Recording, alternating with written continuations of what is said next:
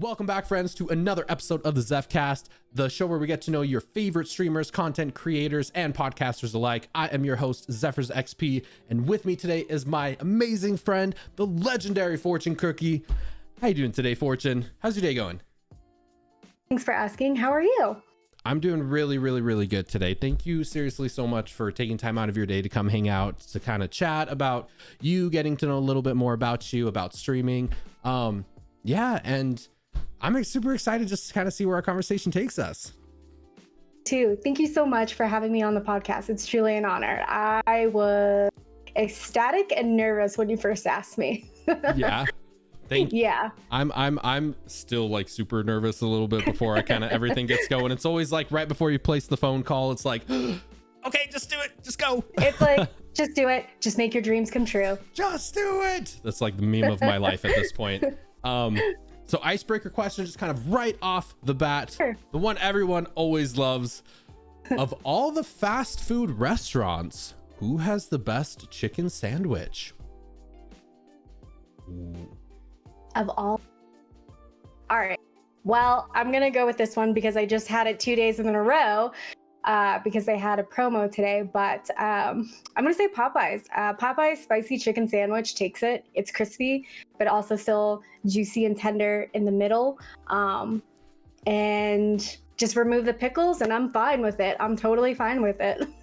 I'm not big into pickles either. Like, I'm not super crazy about them either. We actually just Cucumbers are great. Pickles are terrible. Yeah, I don't know. It's something about like because it's not even pickles. You can like, what's the process called? Pickling it? Well, it's like fermenting because you put the cucumbers in a jar with vinegar and the seasonings for a couple days, and then it kind of just seeps. So I only like to seep my tea. So anything outside of that, I'm not a fan of. Ooh, tea's so good. What's your favorite kind of tea? Ooh, well, as you know, I'm a big coffee drinker. So the only thing that I drink tea-wise is usually like oolong or green tea, which is very traditional in Chinese culture.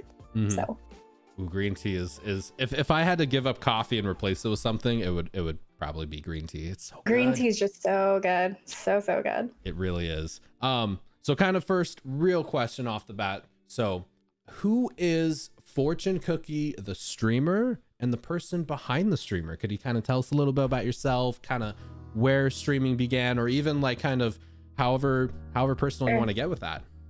So basically you're asking me to show my personal face and my private face. Okay, I can do that. If you want to, of course.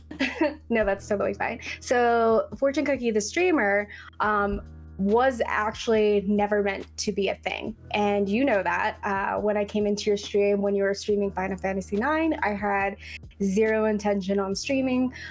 It wasn't even a thought in my mind. But there were three pivotal people that pushed me towards streaming, and I think you know all of them. The first one being my best male friend, Kyle, A1 Twins, flex on him. He just one day was like, you know, I think you have a real gift. You can connect with people, and that's rare. And I think you should try streaming. I literally looked at him and I was just like, no. I was just like, no, I'm not going to do it. The second person being you, because you casually brought it up in conversation of, when are we going to see a Fortune Cookie stream? I was like, never. I don't know. No. And then Mizzy, who's been my best friend for 21 years, was just like, you know what? If you don't like it, then don't fucking do it. But if you do like it, then just do it. So yeah. I just kind of took her advice and started streaming, and now it's like a habit I keep going back to, but the best habit, because, you know, just like everyone else, it's been really hard on me with the pandemic and not getting that social interaction. So This is the best way to interact in a safe way. 100%. Did you think when you kind of first started streaming, were you kind of going into it like, I just want to just kind of experiment with this, or were you kind of like, okay, I'm gonna go streaming, I'm gonna go 100% for it, just gonna give it my all, or were you just kind of like dipping your toes in a little bit? Definitely like dipping my toes in the water, not knowing what to expect, not knowing what the community was going to be like, because I had zero clue. I just was going in with no experience. Like, I had experience from my friends, but I didn't have any personal experience. Yeah. So it was like kind of an odd experience for me, because, you know, unfortunately, sometimes we get those negative, creepy people on Twitch, but that's like the 1%. So I'm actually very thankful to have started streaming. I think it actually helped break me out of my shell a bit more. Yeah, 100%. It's interesting. Like, I was the same way. I was really nervous to start streaming because you hear like horror stories on the internet all the time of like really interesting people, but it's like, it really is only like a very minute, like 1% sliver that is like that, and then you just deal with them real quick with the ban hammer and just kind of move on through the day. But like the 99% totally make the community is so powerful on Twitch. It definitely 100%. Is. Sorry to kind of jump in there on that, totally but like yeah, so sorry, what were you saying kind of about like starting streaming and everything? Starting streaming was a wild experience, because I was just like, I don't know what to stream, like what am I gonna stream? So I by default went with a game that I had started but never finished. So I was like, so you know what, I'm gonna start this over, and it was Shadow of the Tomb Raider, which was perfect because it was the one Lara Croft game I hadn't finished. So I was like, well, I guess we're doing this. Yeah. It's because you've played other like Tomb Raider games in the past, right?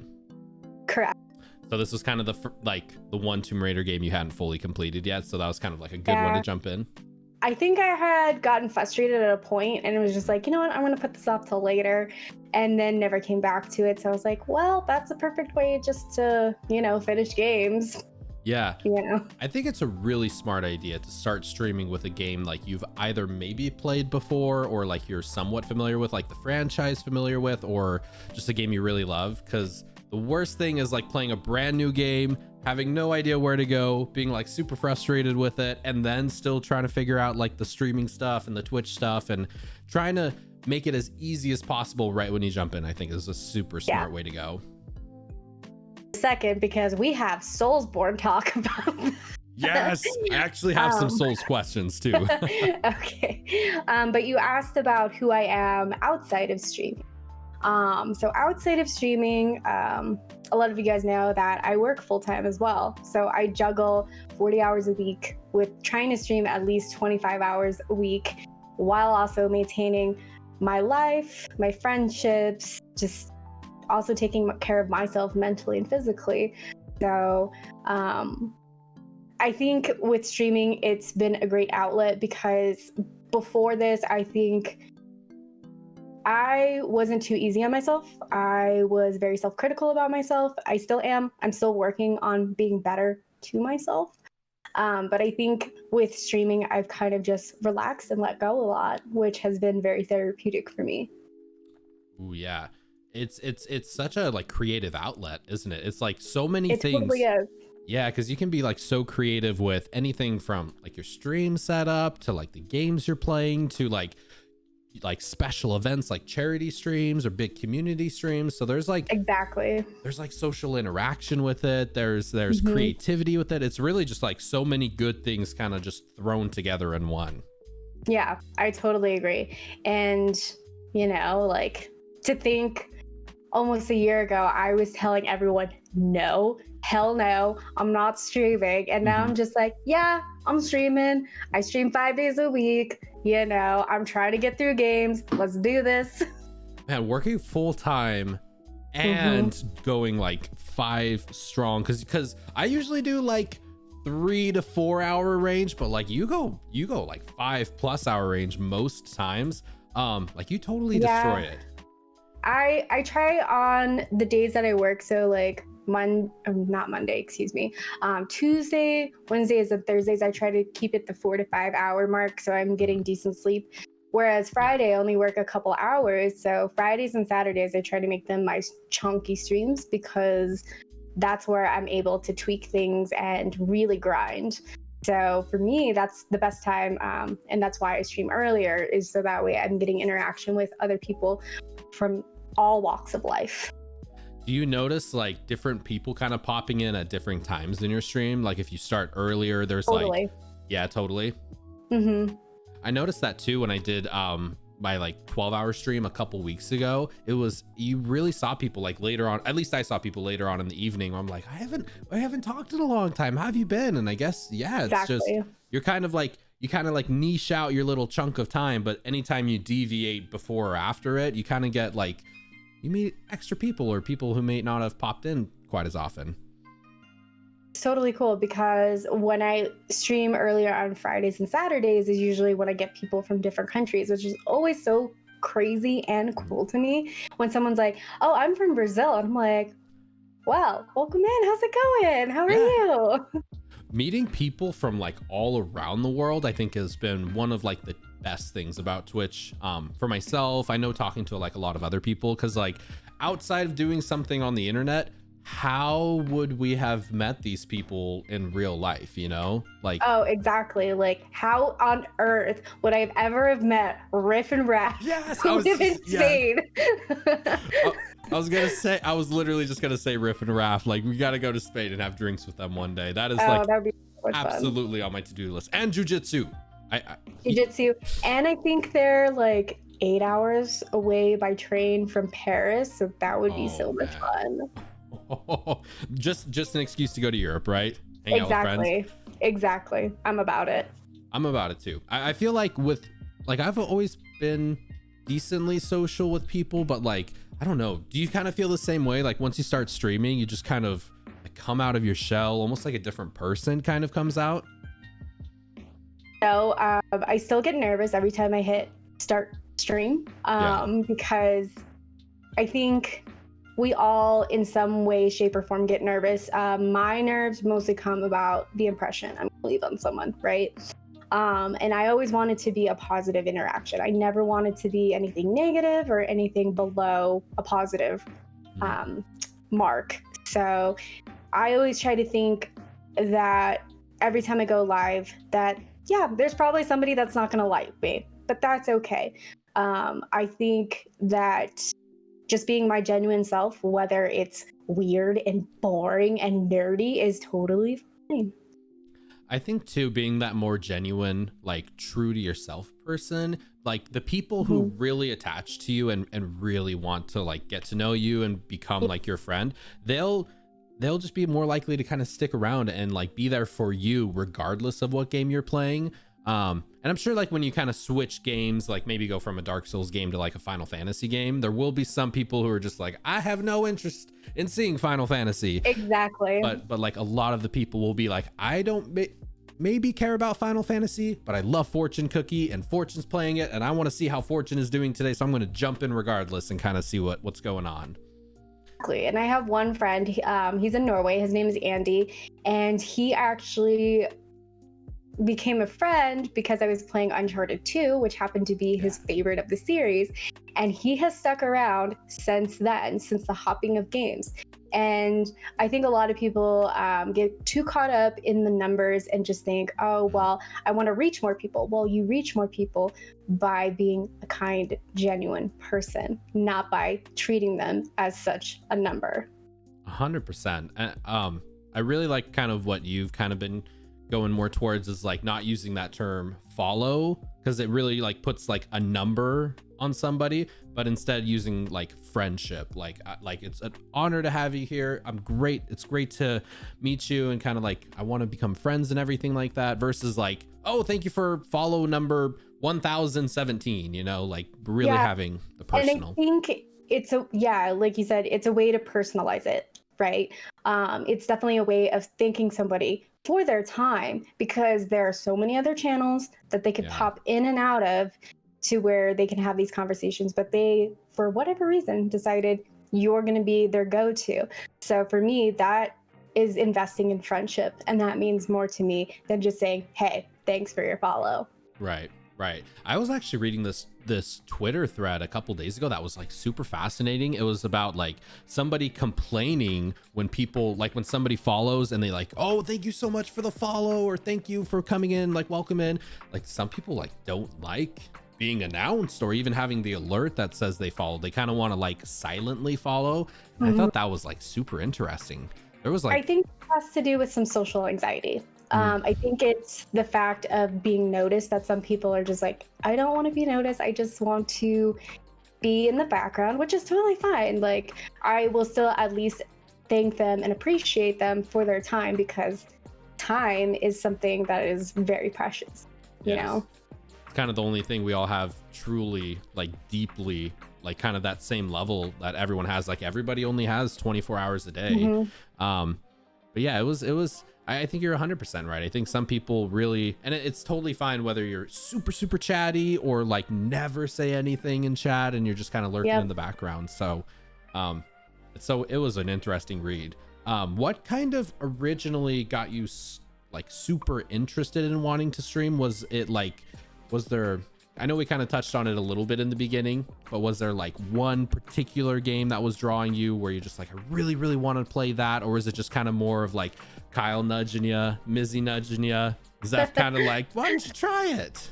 I think it was more so of the nudging. It wasn't so much of the video games, because I was like, I can just play video games whenever I want. I'm an adult. I make my own decisions, right?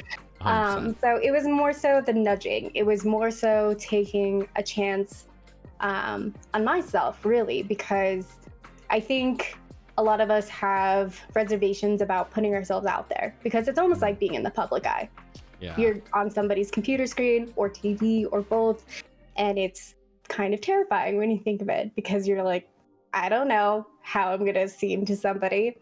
So it was more so taking a leap for myself, and I gotta say, it was the best leap I've taken. Yeah. What do you think has been like the biggest positive you've gained out of it? Like the friendships, maybe?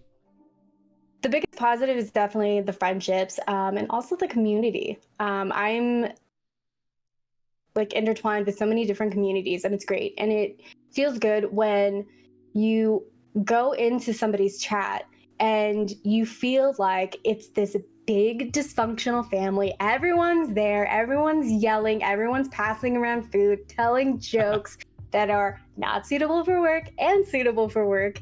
And it's just a good time. Like, you just feel in your heart like this is home. 100%. The best thing is when you're like really good friends with like really close friends on Twitch with a couple people, and you like hop into somebody's chat who you really like, and you're like, I love this person, and then you see them there as well, and you're like, oh, it really is like a big, Twitch is really big and really small at the same time. Well, yes, it's like, how would I describe it? It's like the biggest, smallest town where everyone knows everyone somehow. I agree. I think it's also the niches too, like specifically like you know, more in the gaming side, like the Dark Souls community is very like, once you play 1 and 2 and 3 and Bloodborne and all them, like by the time you go through the whole gauntlet, you like everybody in the Souls community has probably had eyeballs on you at least at one point, you know? I mean, it was nuts. I think with the Soulsborne community, it's just nuts how dedicated that community is to just From Software games. It's nuts. They're really great games. I guess that'll just be the jumping point into it, because like I am so down to talk about Dark Souls, because I haven't really had a chance too much to talk Dark Souls with anybody. So you've blown through, and that's like the perfect word, like you've like just destroyed Bloodborne, Dark Souls 1 and 2, and you're already crushing 3. What secret or advice to getting good would you give other people? Maybe myself trying to get a little bit better. On taking down Pikachu and Snorlax today. Unfortunately, I was doing work, so I was only able to catch the end of it. But for those at home that don't know who Pikachu and Snorlax is, it's O and S from Dark Souls 1, which is probably the breaking point for a lot of beginners if you start with Dark Souls 1, because that fight is just, I'm going to be honest about it, it's not fucking fair. It's just not fucking fair. So it's true. just like, okay, 2v1, right? But if they were all our size, it would be fine. But no, you have Big Boy with his hammer, and then you have Pikachu coming in, jabbing you and throwing lightning. It's like, okay, From Software, dicks. You know, it's so interesting. I really feel like neither of them just alone were like, they would have just been decent bosses that maybe died to a couple tries. But the fact that they're together just immediately cranks it up to like a 10 out of 10 difficulty. That was It definitely does. that was honestly probably the most difficult boss I've fought probably in like all the video games I've ever played. They were like crushing me to pieces. I was like, there was a point today where I'm like, I don't know how I'm gonna do this. Like, I don't know if I'm gonna get past this. Am I gonna give up? Is this the end of Dark Souls for me? What's going on? That was the point I told you a lot of people rage quit at, because it's just not a fair fight. It really isn't. Who did you end up actually taking down? Was it Snorlax or Pikachu first? So when I first was trying it, I was trying to go for Smough. Is it pronounced Smough or Smog or Smo? Do you know how? No, I just call them Pikachu and Snorlax. Okay. I was just easy. I was trying to take down Snorlax first, because it kind of seemed like the best route to go. But I switched it up to try to go for Pikachu first, because Pikachu would like, if you could run to the opposite side of the arena, Pikachu would kind of zoom to you, but Snorlax would kind of be like slowly walking over. So it gave you a couple seconds alone with Pikachu, and I kind of used that to take him out. And once the second phase starts, it's like not even that bad. It's just like, just be patient. You know, there were a lot of people that were asking me, should we tell him to go for Pikachu? And I'm just like, well, it really depends on your playstyle. I took down Snorlax first, and then I was able to take down Pikachu. So it really just depends on your playstyle. If you think that you need to take out the tanky person first to then go for the fast person by yourself, that's fine. Or if you want to do it the other way around, that's fine. It's Dark Souls. There's no right or wrong way to take down a boss as long as you get that win. 100%. That's honestly been the best thing I feel like about playing these games, is just there really is so many different ways that you can take down enemies, so many different paths you can go. Like the replayability of these games is kind of really addicting. I'm not gonna lie, I hated Bloodborne my first playthrough. I hated it because I had zero intention on playing a Soulsborne game, and I think I told you that story. Yeah. I did not want to play it. But for those that don't know the story, is I was being asked by two people, Mock Tongue 7 and Andy, when I was going to play Bloodborne. And my first response was like, hell no. No, fuck you, no. I was like, I'm not playing this. I was like, I've seen Kyle play it, and I'm just, nope. And then they kept asking and asking, to where they got me down to a maybe. Oh. And they're like, oh, well, she said maybe. It's it was the maybe. No. Mom said maybe. So eventually they worked me down from the maybe to where I was just like, you know what? You want me to play this damn game so bad that you buy the game for me. You buy it, I will play it. Yeah. And I'm thinking in my head, I'm like, you know what? I won, because when you tell someone to buy something for you, they're not going to do it. Right. 10 minutes later, I get a $40 donation saying Bloodborne hype. And I was like, damn it. So going through Bloodborne, kind of looking back on kind of your reaction to initially starting it, do you think the difficulty of Bloodborne is fair, or do you think it's easier than some people give it credit for?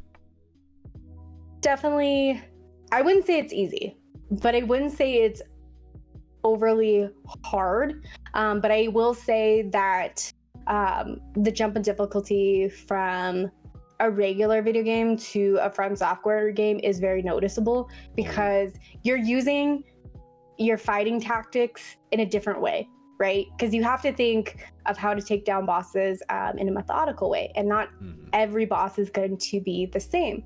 So it was really just using different parts of my brain to compute, okay, well, this guy is slashing forward. This boss is slashing all over. How do I do this? You know, are they weak to anything? Kind of just getting the hamster wheel spinning. Right. That's so interesting because like every boss really is kind of, some bosses are pretty easy, like you can kind of get them the first couple tries, but some of them you really gotta like really observe and be like, what do I do, like what's gonna exactly what's the strategy here? And I think now being in Dark Souls 3, I have enough experience, hopefully, under my belt to kind of figure out bosses. A boss that I recently defeated, apparently I could parry him, but I didn't do that. I just went old school, like roll into his attacks, which for those that have never played From Software games, it sounds funny. Like, why would you roll into their attacks? It does work. It does. And it sounds funny, but it works. So I was just rolling into his attacks. And then at one point, it's phase 2 and it's like Star Wars Clone Wars attack. And I'm just like, there's 2 of them. I don't know what I'm gonna do, but I just kept spamming roll and just beat him. So it was crazy. I think a big problem a lot of people have with these games is they're so used to playing games where they don't really die, or if they do die, it's like a really big deal. Like you gotta like in Final Fantasy games, like y'all have heard a million times, I love Final Fantasy. It's like my favorite series of all time. But like in Final Fantasy, really, you think? But like in Final Fantasy, you don't really get game overs, or it's very rare that you get game overs. So like jumping into this where you're literally dying every 5 minutes, every 10 minutes, every 15 minutes, like it's an interesting kind of jump, you know? I think what's most frustrating is not the death to the boss, right? Because we're expecting that. Yeah. It's the death to the gank squads and gravity that are just like, really? Like, why? It's also the run back to the boss, I feel like. I feel like some of them are okay, but some of them are just like mind-numbing, where it's like you die to the boss, it'd be fine. It's like, okay, I'll just spawn right outside and jump right back in. No, you got to run through the entire arena all over again and get back there. And yeah, how do you feel about that? I think it depends on the game. And I'm not going to spoil anything for those at home and for you, even though you may have spoiled yourself. However, in Dark Souls 1, there are not a lot of close bonfires, I felt like, to bosses, but there are an abundance in Dark Souls 2 and 3. And I'm actually glad that I did play the Dark Souls trilogy in order, because one of my friends let me know, he's like, it's a good thing you played Dark Souls 1 and Dark Souls 2 before you did Dark Souls 3, because the first 2 are going to be referenced in Dark Souls 3. I was like, oh. So now my brain is like looking for those clues of being referenced of the other Dark Souls games. Yeah. So I actually really wanted to play Dark Souls 3 first. Like everyone said Dark Souls 3 was kind of just like this perfect action RPG of like Bloodborne, but like in the best Dark Souls way. And like I really wanted to play DS3 first, but other people were saying if you play like this I don't want to say perfection, but kind of perfection of the Dark Souls games and then go backwards, you're just going to be annoyed with so many things in DS1 and DS2. It's just going to be like, why did they do this? Or why did they have this? That, you know, it was a hard transition. I'm not going to lie. Going from Bloodborne to Dark Souls 1 sucked. Because, and you know, before you get to O and S, it's very slow. It's just kind of like trucking along, and then it's like boom, boom, boom, boom, boom. After it's like, okay. And Dark Souls 2, you know, there's a lot of people that don't like Dark Souls 2, and I get that. There are some functionalities I don't like about it, but I'm not going to sit there and say it's a terrible game, because it's not. It's not a terrible game. You just have to buckle down and have patience with it. But at the same time, too, if you have the patience to farm in Bloodborne or any other Dark Souls game, you can get through Dark Souls 2. I agree. And it's interesting because a lot of times in like past games I've played, like if I'm struggling with a boss, that usually is just, okay, I just got to grind for 30 minutes or an hour and then level up and I'll get through it. But that's kind of a little bit with these games, but so much more on it is like you could you could be super high level and still get crushed by Smile's hammer. Like, it's all about observing their movements, kind of where they're going, and just trying to learn their patterns. And then once you kind of get their patterns down, then it's just about patience, I think. Actually kind of glad that I didn't start Dark Souls 3 right after Bloodborne. I'm actually glad that I went through Dark Souls 1, kind of learned my way, learning how to parry and riposte. Even though it's weird, parrying and riposting is so much easier in Dark Souls 1, but in Dark Souls 2 and 3, it is so much easier to get a backstab. It's just really weird how those mechanics changed. But I think also going then to Dark Souls 2 and finishing Dark Souls 2, being able to then play Dark Souls 3 has been such a reward for myself, because I'm like, hey, I got through the longest of the Soulsborne games. So we rewarded ourselves with Dark Souls 3, and it has been a blast. The music in this is very much more operatic and cathedral-like, and I am loving it. Yeah. Do you see a lot of where From Software, because they did Bloodborne before Dark Souls 3, do you kind of see the Bloodborne influence in it? When I've watched your streams a little bit, like of DS3, I totally see it in the world. There's like so many enemies and world elements. I'm like, that is very Bloodborne right there. It has the gothic feel to it, like that gothic like lore feel. Yeah. But I will say with this one, I don't think, like, there's certain aspects of it with the aesthetics, such as the mountains, they're not as polished. Like, there's such great attention to detail to these architectural buildings that are like probably like 14th, 17th century. And I love it. And I love the attention to detail with the music and the bosses. So it definitely has Bloodborne vibes. And it has the better controls. So don't give up hope. Better controls are coming. I'm just loving Dark Souls 3. I'm loving the pace of it.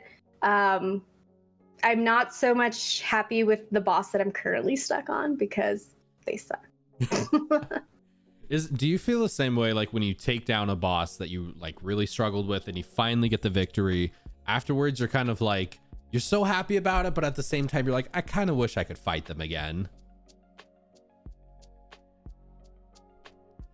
If it was a boss that I was really stuck on, like that I absolutely was stuck on for a couple days, I'm just gonna be like, nope, never doing that boss again. I'm done. Put a fork in it, because it's done. But then there's other bosses, like in Dark Souls 2. There's one DLC boss. I'm not going to say the DLC boss name because spoilers.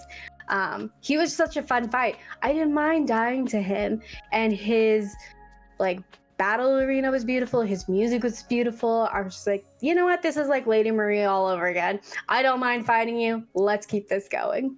The one I kind of spoiled myself with watching Dahlia the monkey stream, and I was so just captivated by the boss fight. I can't wait for it. I think it was Artorias.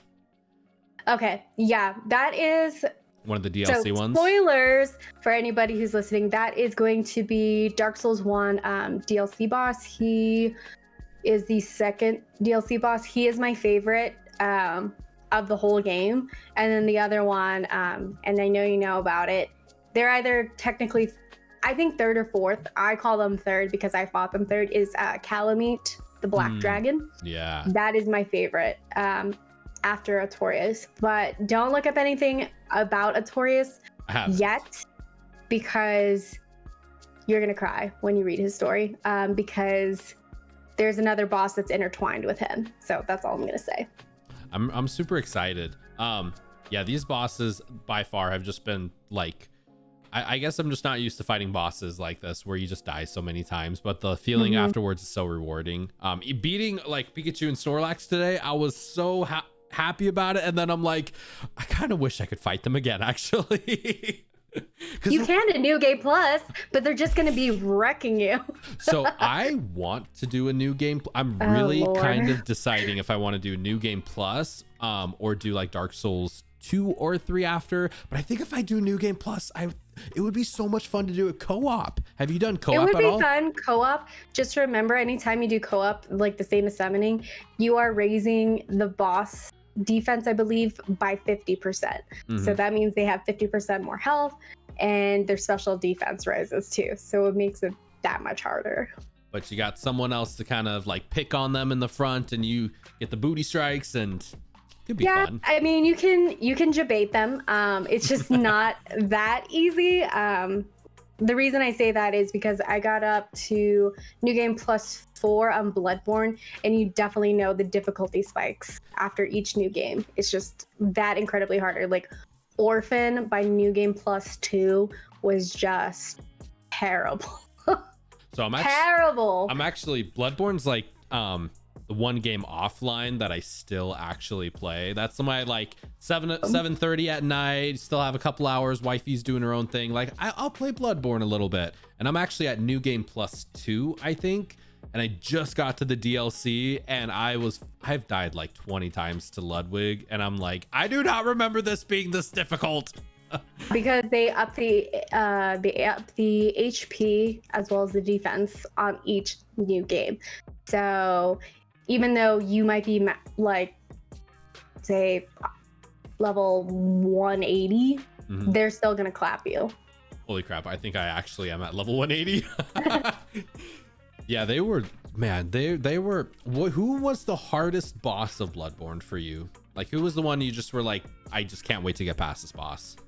I'm definitely gonna say Orphan, because I wasn't really comfortable with the rolling into the attacks at that point, because it was my first time playing a From Software, and I was just like, what do you guys mean that I have to roll into his attacks? Like, that sounds stupid. That's like, why would I right. roll away? Not common like, sense. Let me roll into the attack. It's like, oh, somebody's trying to attack you, roll into their punch, and it's like, what? It's like, this doesn't work in real life. Trust me, I've played From Software games. Punch into me. Exactly. So when I finally beat him, it was just like a moment of relief, because I was just getting frustrated. I was just like, you know what? I need to sleep on this. And usually that's my thing, is if I feel like I'm getting frustrated, I'm like, you know what, guys, we're going to save this boss till the next stream. And I need to sleep on it, and I need to come back rested. And that's usually when I'll do better, because I know myself. And when I feel like I'm hitting a wall, that's when I need to say, you know what, that's enough. I'm going to step away. I'm going to come back to this. And that is usually when I'll clap them the next stream. Do you feel like when you're fighting some of these really tough bosses, like the more you keep dying, you just kind of start losing your patience, and then you go into the boss and just like die even faster, and you're like, just it's like a spiral kind of snowball effect? There was a Dark Souls 2 boss in the DLC that actually was the reason why I took a break from the game. I was just like, you know what? I'm getting frustrated. I'm not having a good time with it, and I don't want to start resenting From Software or these games. So I was like, you know what? I'm going to take a mental break, and I took a break. And it wasn't until actually Taj was like, you know what? This is what you need to do. And I listened to him, and I was able to do it after that point. I was like, you know what, Taj? You're a game god. I need to listen to you more often. I felt that same way with Mock, with Bloodborne. Like, yeah, Mock was, I'm like, I don't think I could have got through Bloodborne without Mock. Mock is an absolute legend. One of the reasons why I got the platinum. So because we talked a little bit about the most difficult boss you faced, do you have a favorite boss between all of the ones you've played, or like any particular one where you're just like, if I could just repeat play this boss over and over, the one you'd go for? I mean, I have favorite bosses from each of the games, if you don't mind me saying their names, if you don't care about those kind of spoilers. So spoiler for anybody who wants to play Dark Souls or Bloodborne, I'm about to say their names. So Bloodborne, my two favorite bosses were definitely Vicar Amelia and Lady Maria. I don't know why with Vicar Amelia, it just clicked with me, and I just loved the cathedral setting, the fact that she was different. You got to see that she herself was a hunter that was corrupted by the blood and became a beast. So I always just loved that cutscene, and her fight was just amazing. Lady Maria, I like to think of her as a pirate, even though she's a hunter, because her music sounds like something off of a pirate like battle scene. And her fight was fun because it was a dance. Like you literally were dancing with her.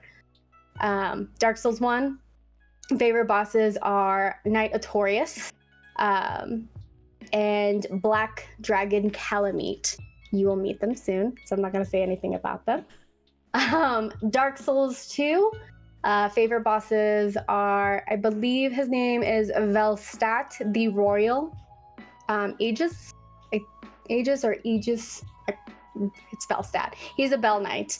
He's a fun fight, and I thought he was the first fair fight that I had, which was exciting. And the other favorite boss fight, he's a DLC boss fight in Dark Souls 2, is Sir Alone. He was just a fun fight. I loved that fight. Very quick and just very well designed. Dark Souls 3. Alone? Yeah, Sir Alone. Alonne. Dark Souls 3, it's really hard to say because I'm still in the beginning of the game, but so far, my favorite boss fight, mostly because of the music as well, are the Abyss Watchers. The Abyss Watchers are, I want to say they're like 3 knights that then morph into one. So they're almost like Power Rangers. Nice. Kind of like Shadows of Yharnam a little bit.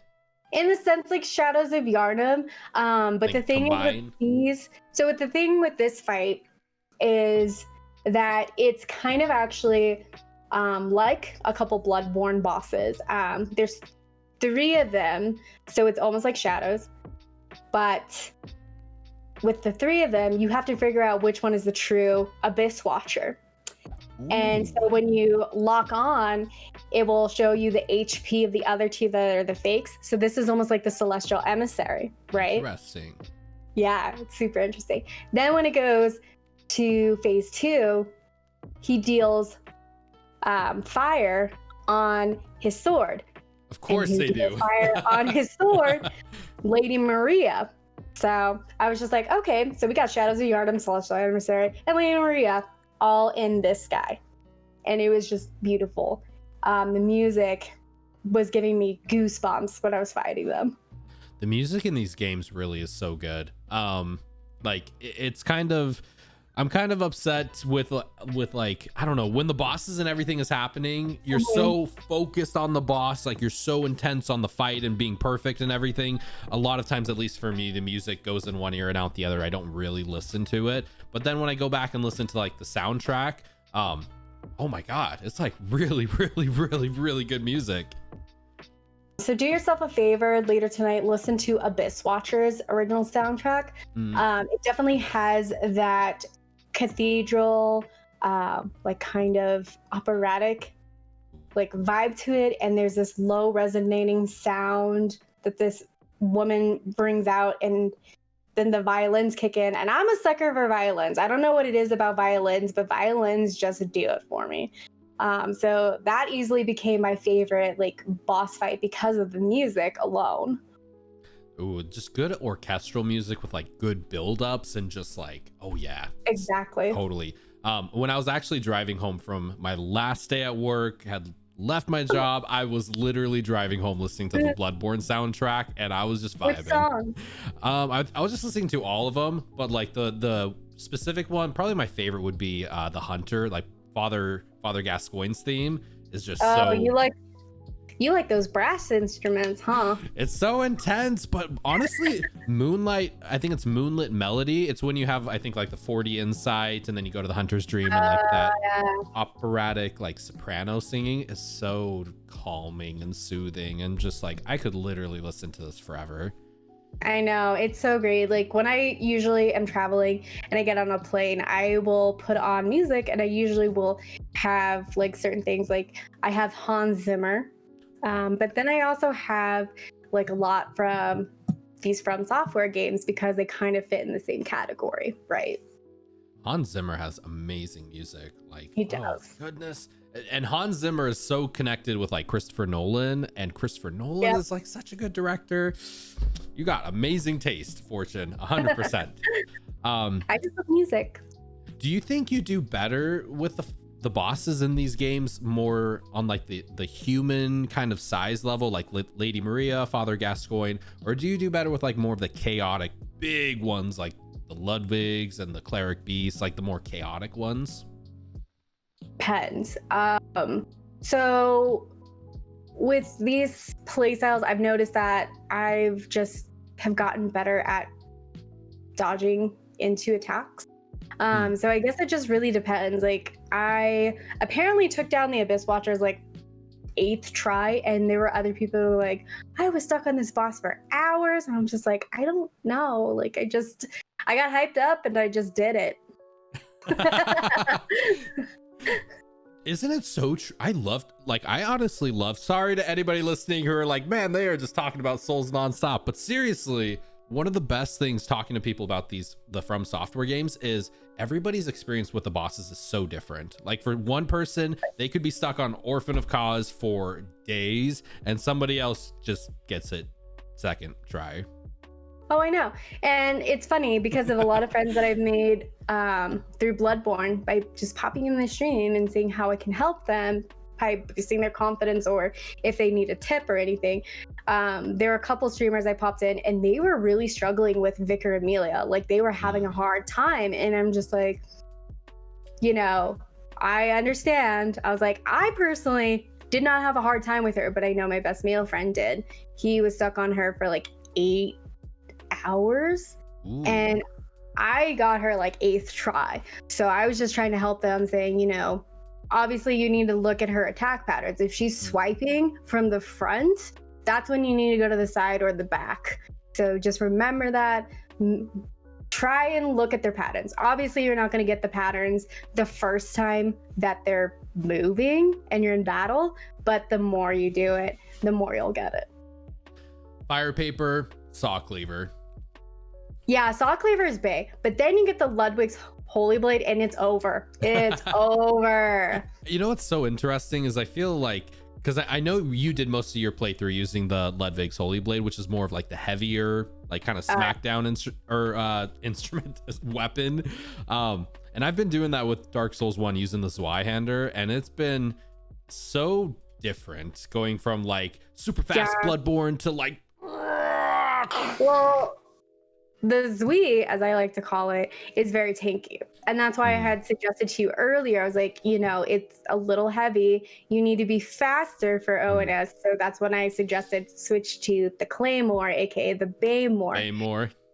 And the Baymore was the one that I originally started like handling in Dark Souls 1, because I asked everyone, I was like, what is going to be the most similar to a Ludwig's Holy Blade? And they said Claymore.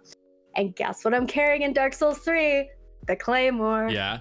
Do you want to go back through and replay them and use like a different build at all, or is just Claymore going to be the weapon forever for you? I think the Claymore is going to be the one for me forever, just because you can level it up pretty quickly and it doesn't eat a whole lot of your stamina. Like it's really good about conserving your stamina usage, which is nice because if you've noticed with your Zui, you're eating a lot of your stamina, unfortunately. Yeah, it's like one smack and maybe just a little bit to roll away one time, and then that's it. So exactly. And most enemies were pretty fine with that. Even like most bosses were fine, but when you got two crazy bosses trying to like rip your head off at the same time, it's pretty tough. I will give you one piece of advice of maybe trying to almost max out your Claymore, just because there is going to be a very frenetic boss coming on much later that you're going to want to be fast with. So you're not going to want to do the Zui for that. Yeah, I'm excited for Bed of Chaos, because I remember watching you. That boss. I hate that boss. I hate gimmick bosses. I remember watching you so many times with that one, and then when you finally got it, it was like you just get into the tree or whatever and then just, and that's it. And it's like, really? Remember, I literally said, I was like, what kind of shit is this? Like, I'm literally hopping over things just to kill this. I was like, are you kidding me, From Software? Like, did you guys decide to call the game right here? Because this is not what I was expecting. Oh, and jumping in these games suck. Like, I'm just gonna be honest. But it does get better. It does get better in Dark Souls 2 and Dark Souls 3. Do they have like an actual jump button? They do, but it's going to be different in Dark Souls 2 than it is from Dark Souls 3. I think Dark Souls 3, they went back to the original. So it's different. The one thing that I was very disappointed that they took out for Dark Souls 2 and Dark Souls 3 were the hit moans. Those were like the best things in Dark Souls 1, I'm not gonna lie. It is so hard to be like, to just like listen to that in my headphones when I'm getting my face smashed in it, and you just hear that. I'm like, nobody would be getting a sword shoved through their spine and going like, like nobody does that. I mean, there are some interesting fetishes out there. Let's just say that. There is this. There's been a lot of really cool stuff in these games, but there's been a lot of stuff where I'm just like, who greenlit that? Well, like I told you, so I have been through now 3 of the Soulsborne games. So just make sure that you are paying attention to the next bosses in these games, because you met the Gaping Dragon, which has another lovely name. There's going to be another boss like that in Dark Souls 2 and Dark Souls 3. Miyazaki. Yep. So I guess kind of just like stemming off of like Dark Souls and everything. One question I really do have been liking to ask everybody is, what has been like one big highlight moment of streaming since you've started Twitch, since you started streaming and everything? Has there been like one big moment that's just like a standout highlight for you at all? One big standout highlights for me since I started streaming is just the community. I mean, I've now done 2 charity streams, and every single time I do these charity streams, I feel like I'm going to be sick to my stomach. I'm going to throw up because I'm so nervous. But each time I am just amazed by the community that comes out and really helps pitch in for people that are in need, and it really warms my heart. And honestly, like, charity streams are probably my favorite streams because I get so hyped, and I just feel like it brings positivity to people, especially since we don't know how everybody's day-to-day is like. And it means a lot to me to put some good out in the world when, unfortunately, with this pandemic, there has been a lot of uncertainty in this world. I agree. I think charity streams, I've only done the one so far, but like it like just being in other people's charity streams and just the vibe is different in a good way. It's just like extra positivity, like extra emotions, and you feel like you're all kind of in this goal together to try to hit it. And it's communities. Exactly. Yeah, charity streams are amazing because you're using your platform. You're using your platform to like really try to help those in need. And I don't know, that's like, there's so many like I don't mean that in a bad way, but there's so many like selfish reasons to stream, like, you know, wanting to grow yourself, wanting to like learn new skills and everything. But there's like to be able to take your platform and to help others around you, whether that's from building relationships or mental health with people, or like using the platform for charity, is like, what? It's so cool. Exactly. And that's why I look forward to doing my charity streams twice a year. So I do them every 6 months, and I want it to be that special because it is something special. It's something that, you know, you're gathering people for, and people are investing their hard-earned money to help others that need help. And if we can give just 1 ounce of good back in the world, that makes all the difference. It absolutely does. I don't think I could have said it better myself. That's 100% true. I guess kind of conversely on the highlights of your stream, has there been a particular moment that stems to mind that's been like very challenging for you, or kind of like maybe not the best experience on Twitch? Oh, I would have to say probably the creepy people, you know, like, and that's such a hot topic. It's something that you know is going to happen, and it's unfortunate when it does. And, you know, everyone has been on the receiving end of it, and it sucks because you're just like, I am not here to be on Twitch to be objectified, demeaned, belittled, or anything. I'm just here to have fun and make friends. But the unfortunate reality is there are a lot of those people that suck and that are unhappy in their life and somehow. So I am choosing to just kind of laugh about it and ignore them because they don't deserve any part of my time. 100%. I think for a lot of people, they can kind of dwell on it a little bit too much, but at the end of the day, that's what maybe the troll wants, is they want to get inside people's mind and get them to react. But like, best thing you can do is just throw the ban hammer, get them out the way, just move on and just kind of keep going from there. Or even use it as like a learning experience, like for your community. If somebody's saying, you know, very inappropriate things, like doing a ban on them and then kind of talking to everybody, that was not appropriate, this is why, maybe kind of getting into like more of a personalized discussion if you're of course comfortable with that. But I feel like just kind of taking that extra step and just being kind of having a heart to heart with your community, your chat, yourself can be really powerful. Things is that I had an unfortunate situation where I had to ban somebody from the Discord and from my community for saying something very sexually explicit. And that's always a hard topic because you don't want to tell everyone like, hey, we don't condone this behavior, but I have to address it.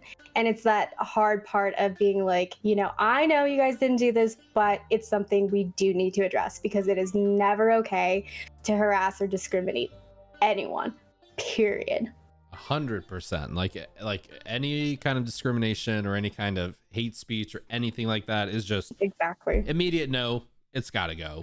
So exactly. I think a lot of Twitch streamers too kind of do themselves a disservice sometimes when they maybe give too many extra chances or just kind of maybe like, oh, they didn't really mean it, just kind of let it slide by. Like every situation is different, but a lot of really aggressive and really, you know, explicit and just like hate speech kind of behavior, I feel like there has to be no room for it, you know. It just kind of has to be like, if it comes out, it's gone, you're gone. And I totally agree on that aspect. It's like, you know, I am for giving somebody the benefit of the doubt and giving them a second chance if it's something minor. Now, if it's something that is in the lines of what you just discussed, like, I'm sorry, like, no, because you know better. You know better, you know you crossed the line, and you know that it was not okay. If you can't say it to your own mother, don't say it to anybody else. Very true. Very true. That's great. I don't know if I've ever heard that before. I don't know. Maybe there's I guess totally kind of similar topic, but I guess a little bit different. Have you told like all of your friends and family that you stream? Parents know. My dad was more supportive of it than my mother. So to give a little background on that. So my mother's very traditional Chinese, which is very much like, you know, being practical and having a great career and starting a family and all that. And that's great. That's fine. Maybe not just playing like, video games. No, she was not a fan of the idea. Still isn't. She's like, you could go to college and you can get a degree, you could find someone. And I'm just like, Mom, we're in the middle of a pandemic. Like, what do you want me to do? Like, I don't think it's a great time to meet someone, and I definitely don't think it's a good time to go to college. So I'm just going to play it safe and just play video games. And my dad was like, does it make you happy? I'm like, yeah, it makes me happy. Okay. Do you get a little money for this? And I was like, yeah. And then he was just like, okay. All right. Well, it's also the creative outlet, right? Like, it's not like you're just, I mean, if you were just playing video games, locking yourself in, just playing video games, like that's one thing, but like streaming is so much more than that. It's about this and interactions and friendships and sure, you make some money on the side as well, but there's like I feel like it was also a double standard too, because of the fact is my brother plays a lot of video games, but my mother would never say anything to him about it.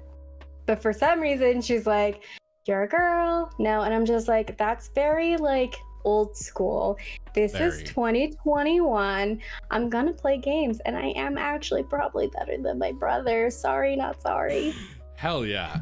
I think a lot of that kind of just stigma with video games is very, I mean, it's still there in a lot of older generations, but it's so nice to be involved in communities where just video games are so acceptable. And I've always believed that I feel like video games are the middle ground between the in-depthness of a book and Exactly. the cinematic experience of going to the movies. It's like that perfect combination of the two, and you get to dictate how fast you travel through the story or how slow you go. And yeah, I feel like a lot of people like our age are just realizing video games are not just bad video games or whatever. Like, it's an experience, and it's this It totally is. it's this world you get transported to. Exactly. Let me ask you a question. Yeah. Did you tell your parents that you are a full-time content creator? And if so, how did they take it? I have not told a single person in my personal life that I stream. What do you think their reaction would be if you told them? I haven't really thought about it too much, honestly. I don't know. I really don't know. I'm sure my dad is a little bit more kind of sounds like your dad, like just like, hey, does it make you happy? Is it something you enjoy doing? Yeah. Like, do that. But my mom is very, very career focused, very like, she's very, I don't want to say money hungry because I don't want that to be like in a negative way, but she's very career focused. Okay, so she's more so like the structured, like, you gotta have this and this and this and this to be XYZ. And your dad's just like, see what makes you happy. Yeah, my mom was always kind of the one chasing the bigger paycheck, chasing the promotion, the 6 figures, more than 6 figures, much more than 6 figures. And my dad is like, I'm comfy where I'm at. I gotta go home and hang out with family and kind of do things there. And so it's, I don't know how they would react. I don't know. I was gonna tell all of my coworkers my very last day of work, and I just didn't. I don't know. I think it definitely depends on where you feel comfortable, right? You definitely don't want to feel, in a sense, like you're not welcomed to say that you stream, and that's what your job is right now. But I think that maybe take baby steps in telling, maybe a super close friend or just your dad, and seeing how it goes from there. And then maybe work it up to telling your mom, and she's not gonna like it, but you're an adult, it's your life, and you're not harming anyone, so. It's so interesting because I was that same way in school. Like I was be so excited to, like, when I'd be playing band class or just be in like bands and stuff. Like I would be so excited to go on stage and perform and play and everything, but I would never tell my parents when performances were. So they'd like I'd come home and they'd be like, where were you all night? I'm like, oh, we did band shows and did a performance and stuff. They're like, you didn't tell us. So yeah. I totally understand that. I used to get nervous to even tell my mom about certain things because I felt that pressure of wanting to be perfect on anything that I did. And that included ballet, that included singing. And I was just like, man, this is a lot of pressure and I just want to have fun. I hear you're going to be possibly singing on a 1,000 follower celebration stream, maybe? Yes, that's my announcement that I made yesterday, is that I wanted to do something that was different, that I'm not entirely comfortable with, is singing. I don't like my singing voice whatsoever. But I figured, you know what the hell? It's a once in a lifetime occasion. It's not every day that I hit 1,000 friends, which I'm eternally grateful for. So I was like, you know what? I'm gonna take this time to just announce it, and that'll give me time to figure out this song that I've been preparing, that I know, and just kind of getting my tone in for it and just having fun with it. I don't care if I embarrass myself. I'm like, whatever. I'm going to embarrass the shit out of myself. That's fine. I'm going to laugh about it later. But this is going to be fun, and it's going to be something different. One of the best kind of like life advices I ever heard was don't take yourself seriously, but take what you do in life very seriously. Exactly. So. And I feel like I'm so serious with my job that I love the fact that I get to come to Twitch and just be someone else and just let loose and not care. Like, really. Like, I care about people, but at the same time, it's just like, I don't care. I just stop caring the second I go live. I'm just like, hey, it's me. Let's kill some shit. Just be you. Just be you and have fun with exactly. it. I think a lot of people kind of like get in their heads sometimes, you know, they kind of just like overthink things. Or I speaking just for myself, it took so long to actually get Twitch and kind of everything going, because there was so much of me that was like, oh, I need a better audio, or I need a better camera, or I need better this or better that, or this isn't good enough, this isn't good enough. And honestly, like Zach was saying it perfect when I was talking to him about it. He was like, you just really got to do it. Like, do it right now if you really want to do it, and just make it better as time goes on. And I don't think that it matters even if you had a camera. When I first started, I didn't have a camera for like a month, and it wasn't about the camera for the people, it was the interaction. And then slowly I was like, okay, well, I don't have a camera. So the first thing I did was make sure I upgraded my audio. So I got the Blue Yeti mic, and that was the best investment. And then I have this current webcam that's very similar to the popular Logitech that I got for super cheap on Amazon. So I'll eventually upgrade my cam, but for right now it works because people like to hear your voice first and foremost, and then they like to associate your voice with your face.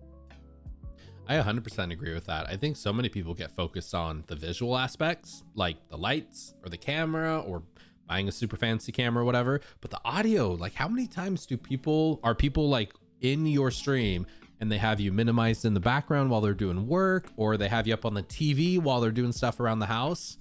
Yeah, and that's so true. I think audio is 100% something somebody should focus on. If I could tell any new streamer, it's just like, don't worry so much about the camera aspect. Focus on the audio and focus on being yourself and just having fun. That's what it's all about. 100%. I feel like you have to have fun if you're gonna do this. Yeah. You have to like really be excited to go live. You know, you have to be like, I'm gonna hang out with friends and we're gonna have fun, and it's gonna be exactly. We're gonna die 10,000 times on this next boss, but it's okay. We'll have fun doing it. Exactly. And it's just a stress release. You know, there's so many people that come to Twitch because maybe they've had a great day, maybe they've had a bad day. It doesn't matter, because they have taken their time to watch you, and you are their source of entertainment. They could be watching TV right now, but they chose to watch you instead. 100%. I mean, because there's so many things like our eyeballs are competing for. There's exactly. You know, YouTube and Netflix and just news, and so time truly is the most valuable thing. I think a lot of people. It definitely is. I agree. So another question I was going to ask: do you have any plans for creating content outside of Twitch, like on YouTube or any other creative projects? I do know that you have TikTok, and your TikToks clips have been awesome. I've loved every single one of them. But any other plans aside, maybe like more TikToks or doing any YouTube stuff? Delved into the YouTube thing. I think that's probably going to be the most time consuming, right? Because YouTube is very much like Twitch. It's an algorithm about how you can get hits. Yes. And that to me is a little more pressure, I would say, than doing TikToks, because TikToks literally are based upon tags. And that's the same algorithm as Instagram and Twitter, which I'm more comfortable with those. So I'm like, hey, you know what? I'm going to stick to what I know and I'm good at right now, which is YouTube, not YouTube. It's Instagram and TikTok, because what people like to see most times are when you fuck up. It's just funny. It's really funny, right? Like, you died the stupidest way, and people are like, "Oh, I've done that too." Like, yes. Or even the opposite, like having like 5 HP left and then getting the win. I saw that on one of your TikToks. Yeah, my Lady Maria fight. Yeah, getting that like comeback is a rewarding thing, but also just like, you know, when you have that moment of joy, like I did it, which was my recent TikTok upload was like, I couldn't believe that I beat this boss. And people are commenting like, I hated this boss. This boss was so difficult. And I'm just like, I don't know how I did it, but I did it. And that's all that matters. We praise RNGesus in the Dark Souls universe. Pretty much. And people will disagree that RNG does not happen in like Soulsborne, but I'm like, if they attack you in different ways, it's RNG. Oh, 100%. Like literally the Smough and Ornstein fight felt so much like RNG. Like there were some times where I'm like, this is a really good run, and other times where you die the first 10 seconds and you're like, well, I guess not this one. Exactly. Same with the Capra demon fight. That was, talk about a total BS fight. That was dumb because it's such a small space, right? And then you not only have the Capra demon, then you have the dogs, and then you're like, oh, there's stairs over there? I'm supposed to utilize these stairs? Like, what in the world From Software? Like, how does this make sense to you guys? But this doesn't make sense to me. You know what's so funny about these games I found out is like the first time you play them, you just want to pull your hair out. You finally defeat the boss. You're so happy to move on. And then when you New Game Plus it, it's not that bad. Like the bosses have more difficulty to them, but you're like, you going in, you know what to do. So you're like way more prepared. It is. And I feel like in Dark Souls 1, if I was to do a New Game Plus, it would still feel kind of foreign to me, just because of the fact is, compared to Bloodborne, like Bloodborne, you have 4 different ways, but eventually they all end, right? Right. Whereas Dark Souls 1, there's like 80 million ways, and you're just like, this is a little more open world than I wanted. Yes. So... Yes. I was just thinking, like, right before I ended my stream earlier today, I was like, wait, we still haven't done the catacombs. Wait, we haven't gone to the Drake thing area yet. Wait, we still haven't gone over here. Wait, like, I'm just like remembering all these different places I haven't gone, and I'm like, oh my god, how big is this game? You still haven't beaten the Moonlit Butterfly, which you need to do that. I did beat Butterfly. I think that was you like, did? I think that was like my third boss I defeated. So then you still need to go back to that area, and you need to produce the symbol. Yes, in the doorway kind of thing, right? Yes. You're still my mod too, even though I didn't die, or I died like, I don't know, like 10 times, 15 times to the butterfly. I was so overthinking it. Overthinking it. And here's the funny thing is, the reason I first tried it is because I kind of saw what it was doing, and I was like, oh, it's laser. So I'm going to have to like roll, or I'm going to have to run away. And I think that's the important thing. And I think that's why a lot of people overthink that fight is like, oh, this thing's probably going to like shoot its tentacles out at my face. And it's like, no, this one's a little more basic. It's kind of interesting too, because it does all these laser attacks, and then it literally flies in and lays down for no reason other for you to attack. And you're like, I get what you're doing. I get you're giving me my brief moment to attack, but like, why are you doing that? What purpose does that serve? Exactly. And then there are other people that try to bow and arrow at them. They're like, just wait till it lands. Just wait. Ryman was like going big brain when I popped into Ryman's stream the other day. Ryman was throwing like fire bombs at the butterfly, and I'm like, why did I never think of that? You can do that, but it's just like, if you miss and you run out, then it's like, well, big sword goes sweet. Yeah. Right. I'll just wait 5 minutes until it lands. Exactly. I kind of agree. I think with TikTok and stuff, I think TikTok is really just like such a magnificent platform for growth, and taking these clips or editing the clips or even doing like original content on TikTok. TikTok seems like a really big pop in place. Same with YouTube Shorts. Have you looked into YouTube Shorts at all? YouTube Shorts. I try to like minimize my time on YouTube just because it's like a big rabbit hole, and then once you get down there, you're sucked in. So I try to stay off YouTube as much as possible.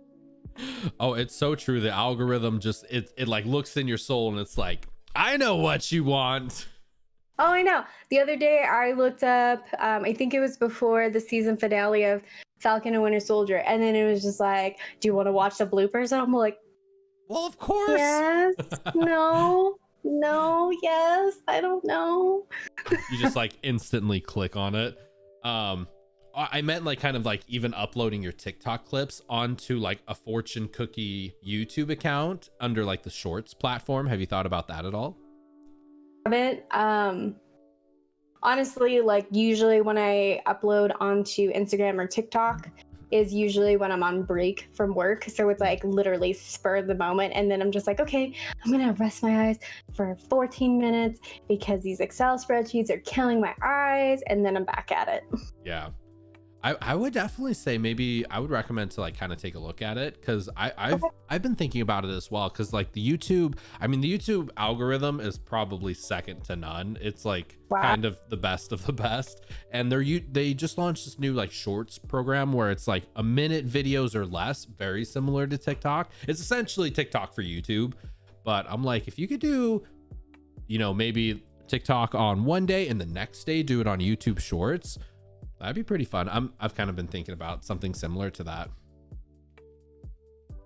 Creator, have time. Right. I mean, now we got all the time in the world, kind of. I still feel like, I don't know. I feel like I've always struggled with time management. Maybe not even time management, just like I have so many things I kind of have lined up, and I sometimes struggle to like complete all of them, so they overlap, and then I don't get to stuff, and then I'm like lying in bed, I'm like, what am I doing with my life? No, and I totally feel that. Like before I had this job, it would just like pain me to not check something off my list, right? But then with this job, I was just like, well, I have to juggle and just prioritize things. So I go from highest priority to least priority. Whatever doesn't get done, then it gets pushed to the next day or whenever I can get to it. So I think it's very important to just kind of schedule things. And I know it just sounds like very old lady of me, and No, it's it's true. fine. But I have to like put things in my calendar. Like I literally have reminders for the next week because I'm getting my second dose of the vaccine. I'm like, all right, I want a 30-minute reminder before I have to leave that this is happening. Otherwise, I'm gonna forget. Let's be honest. With the vaccines, when you like get the notification that you're like ready for it or the appointment or anything, if you miss it, is it pretty easy to reschedule? I've heard that I don't know, just because I'm keen on never missing appointments if I can so help it. If I can find my little card, I think it tells me here that this dose is good until the first dose I got. It expires in August. So we think if you get it before whenever the cutoff is, before then you should be fine, I think, but I don't know. I'm not a specialist. Right. Don't take any vaccine advice from us. We're just Twitch No, streamers. we're just Twitch streamers. We know nothing. So here's one question that I've been getting some like really fun responses from. What game would cost 1 billion channel points for you to play on stream, aka the worst game you'd play on stream? Stream. Oh. Fortnite. No, I'd probably say Minecraft. Honestly, Minecraft. Like, I am so meticulous and attention to detail that something being slightly off would just drive me insane. And I think that's the reason why I can't play Minecraft. I'm just like, no. I'm actually like very much the same way. Like I'm kind of like a pixel freak on my streams and stuff. Like I'll like unlock stuff and just like get all the way up to my monitor and just like click one over and then like look at it and then like click one up and look at it. I'm totally the same way. And it's just like, like I understand that kind of boxy animation, right?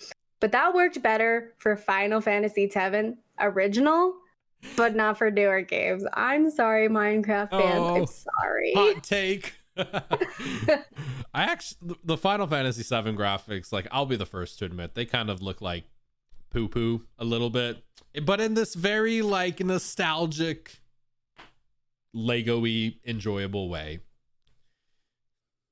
Legos, and it's really funny because they're very like animatronic like, but then in the fight sequence it's like fine, like it's all smoothed out and you're like, what?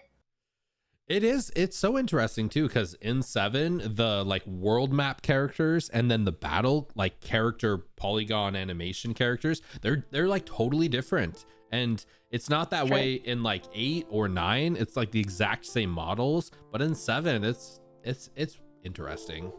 Very interesting. And I don't know about anybody else at home that's played Final Fantasy Original, but I know this is true for me. When you get to the final boss scene and it's Sephiroth and he does that big attack, I'm just like, I am just pressing fast forward on this section. Like, why is this animation like 2 minutes long every single time? I'm like, come on. You're going to take me down to the minimum HP. I already know that. So can we cut this scene? Did you ever get the Knights of the Round materia? I don't know if I did or not. It's the materia you get for like getting the gold chocobo with all the chocobo breeding and everything. Oh, I never got the gold chocobo. I was just happy that I caught one. Yeah. So it's like this ultimate attack. There's like 13 knights that kind of come and like do like big 10,000 attack moves. Goodness. But it takes like 2 minutes to get through it. It's like insanely long. Yeah. That's terrible. you what are your thoughts on remake at all compared to I OG7? haven't played remake. I kind of want to wait until part 2 comes out, and a lot of people are like, you're gonna be waiting like 4 or 5 years, and I'm like, that's totally fine, because at that point then people will be like not streaming it, which I'm an advocate for not streaming games upon release, because again, algorithm, when something's new, everyone wants to stream it. Yeah. What was recently that way? Cyberpunk. Everyone was streaming Cyberpunk, and then it died off. Or that's going to happen. I know. That's going to happen again for Resident Evil Village. I know it will. Are you excited for Village? I am excited for it, but I am going to wait to play it because I want it to be special, and I want it to be special for people that are coming in, because there's going to be a lot of people also that won't tune in because they don't want spoilers, and I get that. Yeah. Oh, spoilers are always so hard to avoid, but at the same time, spoilers are interesting. I'm really excited for there's like a PlayStation 5 update coming to Final Fantasy 7 remake where it's like 60 frames and stuff like loads a lot better. There's like Yuffie DLC. That'll be interesting. It would be nice if I could finally get a PlayStation 5. It's so mind-blowing. So I like randomly checked a couple days ago. I'm like, they can't still be out of stock, right? Oh, like, they're still out of stock. Literally went on like Best Buy and Target and Amazon and Walmart, like everywhere, Newegg, and they're like all out of stock everywhere. And I'm like, what? Like, this is insane. Yeah, it's almost like, your hunting journey for your PC. It's been terrible. Yes. It has been terrible, and it's been a wild ride, but I'm so excited. I'm gonna start crying for you. And don't listen to the people that bully you, that are like, you didn't build your PC. It's like, it's impossible. My PC was built, just not by my hands, and it's fine. Exactly. I definitely was I really did want to build my very first PC kind of mentality, but like, it is so impossible to find GPUs right now, and even like a couple other parts. It's just like, you either buy it pre-built or you go on some super ultra like site where it's like, this just came in stock and like 40,000 people are rushing to the website to buy like 20 of them. And yeah, it's stressful. And that was kind of my debacle when I was getting my PC, was a lot of people were like, build your own PC, it's not that hard. And I went to Micro Center. Micro Center is like Best Buy, but with better deals, right? I went to Micro Center, I had the parts picked out and everything, and then he kind of went through the process of it and was like, oh, it'd be $1,500. I was like, I'm not gonna pay $1,500 just for the PC. No monitor, no keyboard, no nothing. I was like, no, absolutely not. And then I was like, okay, well, I see you have this pre-built. Oh, I'm going to have to take you to the pre-built department. But just so you know, if you get a pre-built, your streams will be very laggy. They won't be clear, yada, yada, yada. He was like trying so hard to talk me out of it. And I was just like, no. Interesting. And then I talked to the person who was selling me the pre-built, and he was like, don't listen to him. He just wants to get a commission. And I was just like, I'm not going to listen to him. So I bought the pre-built. I gave the nice man who told me, hey, you're going to want to slap more RAM on this, the commission. And so my whole setup with my PC, my monitor, my cam, my mic, and my Elgato, I spent $1,200. Nice. And I would have spent $1,500 just for building my own PC. So who's laughing now? Yeah, 100%. I like, you can stream. I mean, like, it doesn't require, it requires a lot of processing power, but it doesn't require that much processing power. Like, it really doesn't. It really doesn't. You can get like a pretty solid like stream. I'm a huge advocate that, like, if you really want to stream, just literally figure out with what you got right now, just how to start streaming. It's not going to look the way you want it to, or like what you imagine it to be, but like, just get something going, and then buy a better mic, buy a camera, maybe buy some lights, and then maybe upgrade some PC parts to make it, you know, more manageable or like better quality. But like, and I think that just goes for anything in life. Like, if you want to start exercising or learning a new skill or learning a new language or learning to cook, or just start right now, this second, right now, figure it out, and then tomorrow make it better. And then the next day make it better. Exactly. And for people that don't know, I started streaming directly from my PlayStation before I even had a PC. And it worked for me. It was fine. And I think a lot of people are just scared to take that jump. But it's like, if you start on your PlayStation and then either you get a pre-built, you build your own PC, or you get a streaming like laptop that's meant for it. It doesn't matter as long as it works. And not a MacBook. I'm talking about like a gaming laptop. If it works for your budget and it works for you and what you need, do it. 100%. I think a lot of people, and it's not even at all just streaming, but I think a lot of people kind of use the equipment, the cost, the hardware, whatever, as like the limitation in their brain. Like, I can't start YouTube because I don't have a $5,000 fancy camera. But it's really like a lot deeper than that, you know? It is. And it's definitely scary starting streaming, right? Because you're just like, I don't know what I'm doing. I don't know how to approach people that might reach them. But it's like one of those things, like, you just got to get out of your comfort zone. Wherever you don't feel comfortable in life, you just kind of need to insert yourself. I 100% agree. And here is some good advice. Like, my friend I was talking to, who's a partner on Twitch, he was saying, he's like, the best thing about like when you first start streaming is there's not a lot of people there. There's either going to be like 0 people watching you, or a few couple, like your really good friends who are like really excited for you to start streaming. And there's not going to be a lot of people watching your first YouTube videos, your first couple Twitch streams. So that's the best time to have a bad stream. That's the best time to kind of start making mistakes and then just fixing them.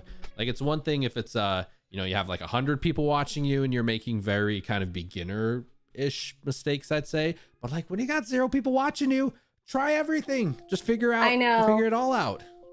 And it definitely was a shell shock for me when I started, because of the fact is I had Kyle and David's community and I had your community. So it was just like people just coming in and chatting, and I'm just like, what do I do? What do I say? My hands, what do I do with them besides play video games? Like, words are hard. Like, I'm just overwhelmed. It's just a lot for your brain to process. And it's just nice to take a step back and just remember, like, just act like you're hanging with your friends, because that's what it is. 100%. You kind of started your streaming journey quite a bit different than I did. Like, when I first started streaming, I literally created my Twitch account, and the next day I went live. Like, I had no idea about the community, about anything Twitch. All I knew was you just went live and played video games. So for anybody that is interested in streaming, or is kind of like who should I kind of look at to kind of get like a leg up on everybody, I would say, Fortune, you have done a phenomenal job, because like Thank you. You realized it wasn't about like just playing video games or going live or whatever. Like, you developed relationships and communities, and then when you said, hey, I'm gonna start streaming, immediately you already had like 10 average viewers. You already had people just right there ready to go. I think the thing is, besides just building communities, is knowing who you want to surround yourself with. Yes. I want to surround myself with people that bring the same positive, happy, like silly energy that I do. And I understand like that's not going to be every single day, but the majority of the time, I like to surround myself with people that have that same energy. And I like to think that I learned to be comfortable with streaming because of Kyle and because of you. Because I honestly don't know if I would have done it without your guys' help. Kyle is an absolute legend. I cannot wait to give him He's a big all right. hug. I can't wait to give you a big hug. We're just gonna be like it's I can't wait to have Kyle and David on the podcast as well. I think I want to reach out to them to have them on and have like the first ever like 3 of us all together. I feel like that'd be a ton of fun. I think you'll be able to probably get Kyle in a little bit earlier because David is father of a very, very beautiful baby that is currently like the highlight of his life, which I don't blame him at all because that baby's so cute. Same with Mizzy also. Yes, my best friend with my nephew. He's so cute. Oh my goodness. Babies are pretty cute. They are very, very cute. So here, as you can see, I have a catter. I do see a kitty. Fur friends are the best friends in the whole wide world. I will believe that forever. They are. I love her, but I did not love her last night. She decided that at 2:30 in the morning, she wanted to take an adventure of exploring my closet. Uh-oh. And somehow she got herself stuck. And so I woke up to her meowing like crazy. And so I had to shuffle some things for her to get out. I was not very happy. Oh, you're like, what are you doing? Exactly. I was just like, Kat, I love you, but I don't like you right now. Oh man, that's I'm feeling that exact same way with Booker. He's very talkative around our ladies right now. So oh. Yeah, so we got like our 2 girls and him because we wanted to have like at least 1 litter of puppies together because they're like purebred, they're beautiful pups. I just like always wanted to have like a golden retriever litter and but then just kind of things didn't pan out quite to the point. I mean, there was an opportunity where we could have, but we just didn't do it. And now the girls are getting older and it's like probably not going to happen. So, but it's okay. I mean, there are plenty, as I've gotten older too, there's also a part of me that's like, there's so many fur friends out there that need families. So exactly. Yeah, I'm a big fan of just get a fur friend. Like, as long as you can take care of them and you're responsible and you can give them the time and attention that they need, like having dogs for me, having just fur friends that I can come home after a rough day at work and just like lay on the ground and be like, give me all the love. It's like the best feeling. Exactly. Mr. Rogers needs his love too. They've like taken over the stream too. Like, it's so ridiculous, but it's so cute. Like, I had no intention of them at all being like this big a part of my stream, but now I just couldn't imagine streaming without them. Well, just think about it this way. Get a second cam for when you get your actual PC and have a puppy cam. Puppy cam. Instead of the like game at the bottom, just have the dogs kind of chilling over there on the sofa. And think about it this way. They could actually be your BRB screen. Ooh. If you're just taking a really short intermission and be like, puppy cam. Puppy cam. I actually got the BRB clip idea. I think there was one night where we were watching Kyle when he was streaming, and he does like the same thing, kind of the random clips on the BRB screen. And I was like, that is such a cool idea. I like that. He did his BRB and his intro screen, which has always been interesting because I actually didn't start watching the twins stream until I think it was actually like October 2018. I knew of Twitch, but I wasn't really involved with Twitch at all. And then I just remember Kyle texting me happy birthday and we reconnected. And then he was just like, hey, Chica, if you're bored, I'm streaming on Twitch. It's free. And I was like, well, okay. So I started watching his streams. And then a couple months later, he added me as a moderator, and his channel was the first channel I actually modded. So it's crazy to see the progression from mod to now me being a streamer. It's nuts. I think just having those like friends who are just, you know, there's definitely some people I found on Twitch who, I don't know, like everybody's different. Some people, I don't want to say it feels like they're using you, because that's not the positive connotation I'm meaning, but like alternative motive.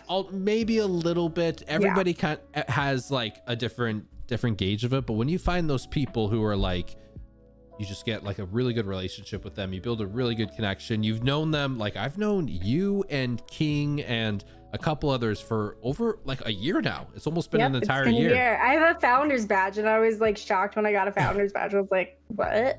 Yes. And I'm just like, wow, like these are people I've known for a year, and I hope to know them for 2 years and 3 years and 5 years in the future. And just like every single day, like it's so exciting every single day, like talking to you and just being like, how was your day yesterday? What did you do? What was going on? And it's like, it's almost like a text message thread that we're all in, and just we're like always updating it like every single day. It's pretty cool. Exactly.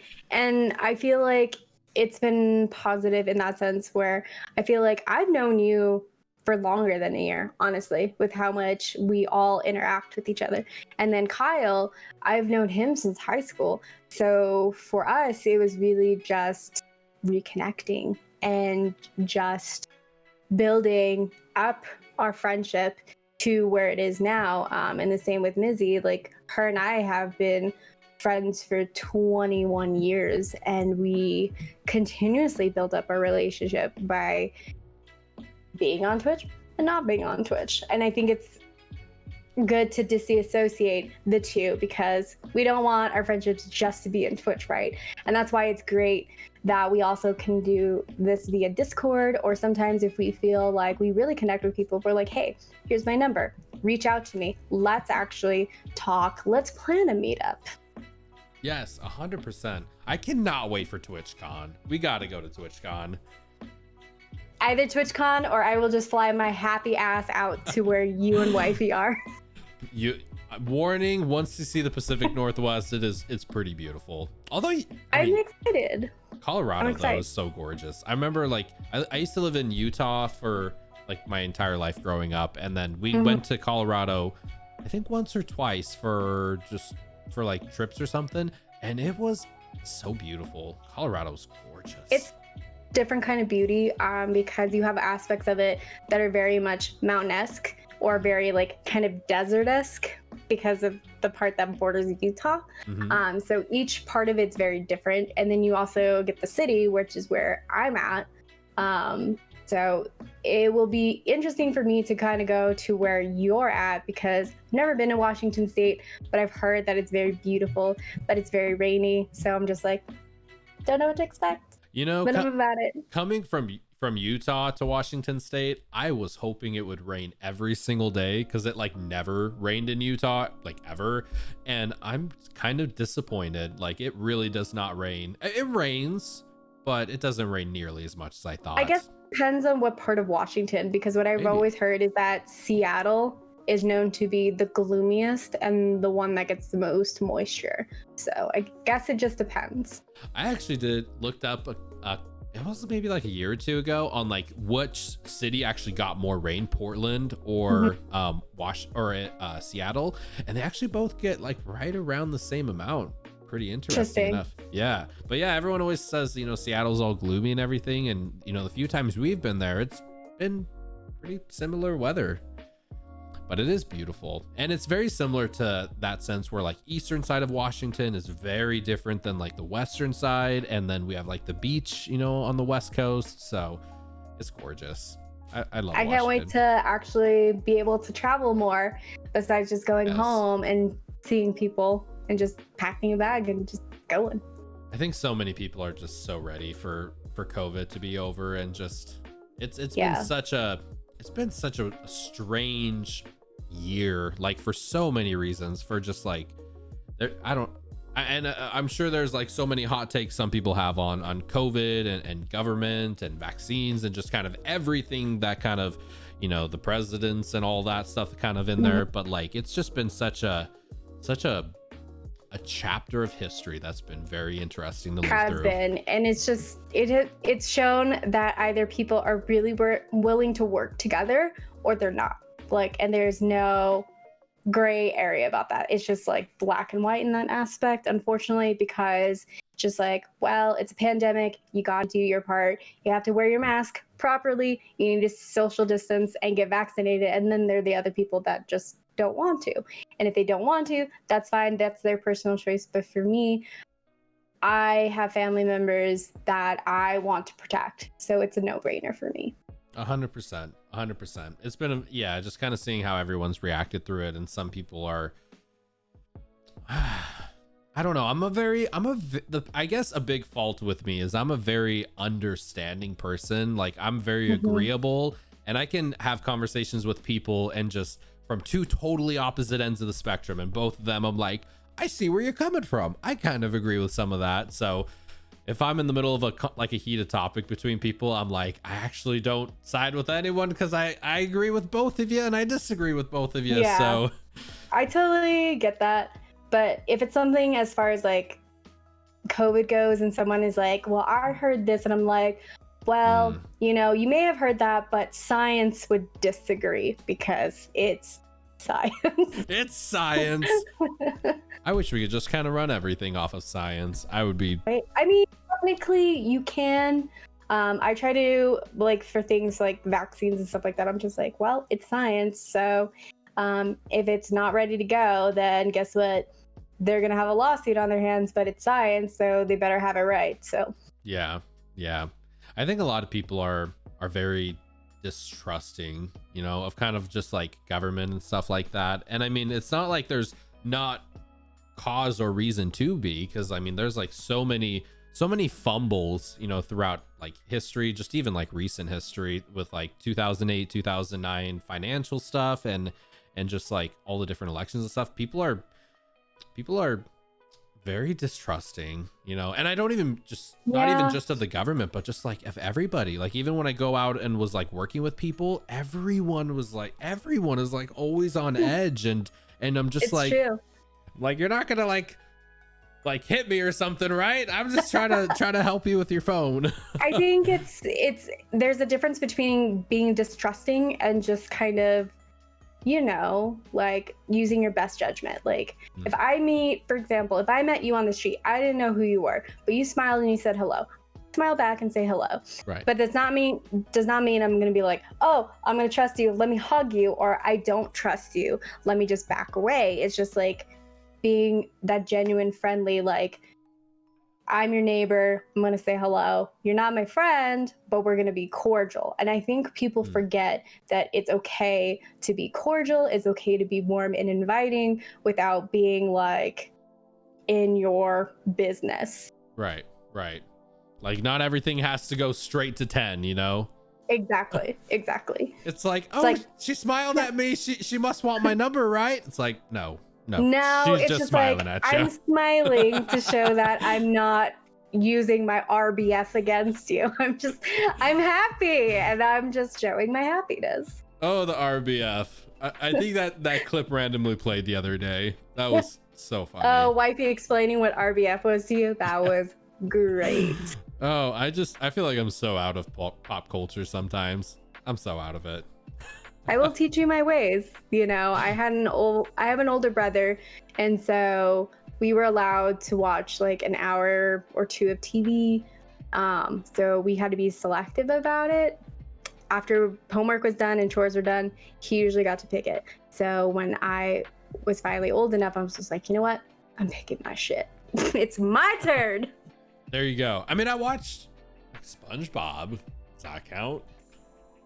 I don't know who Mr. Rogers is. I really don't.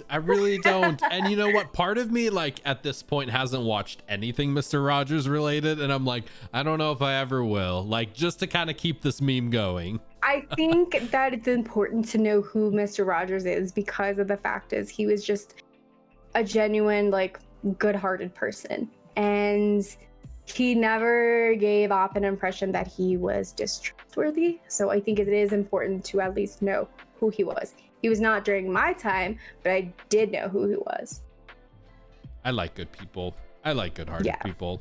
Let's see. I did want to ask a couple more questions. Let's see here. We already kind of did that one. Oh, this one is one of my favorites. Oh boy. If you could time travel and go in the past and tell your day one streaming self one solid piece of streaming advice, what would you say?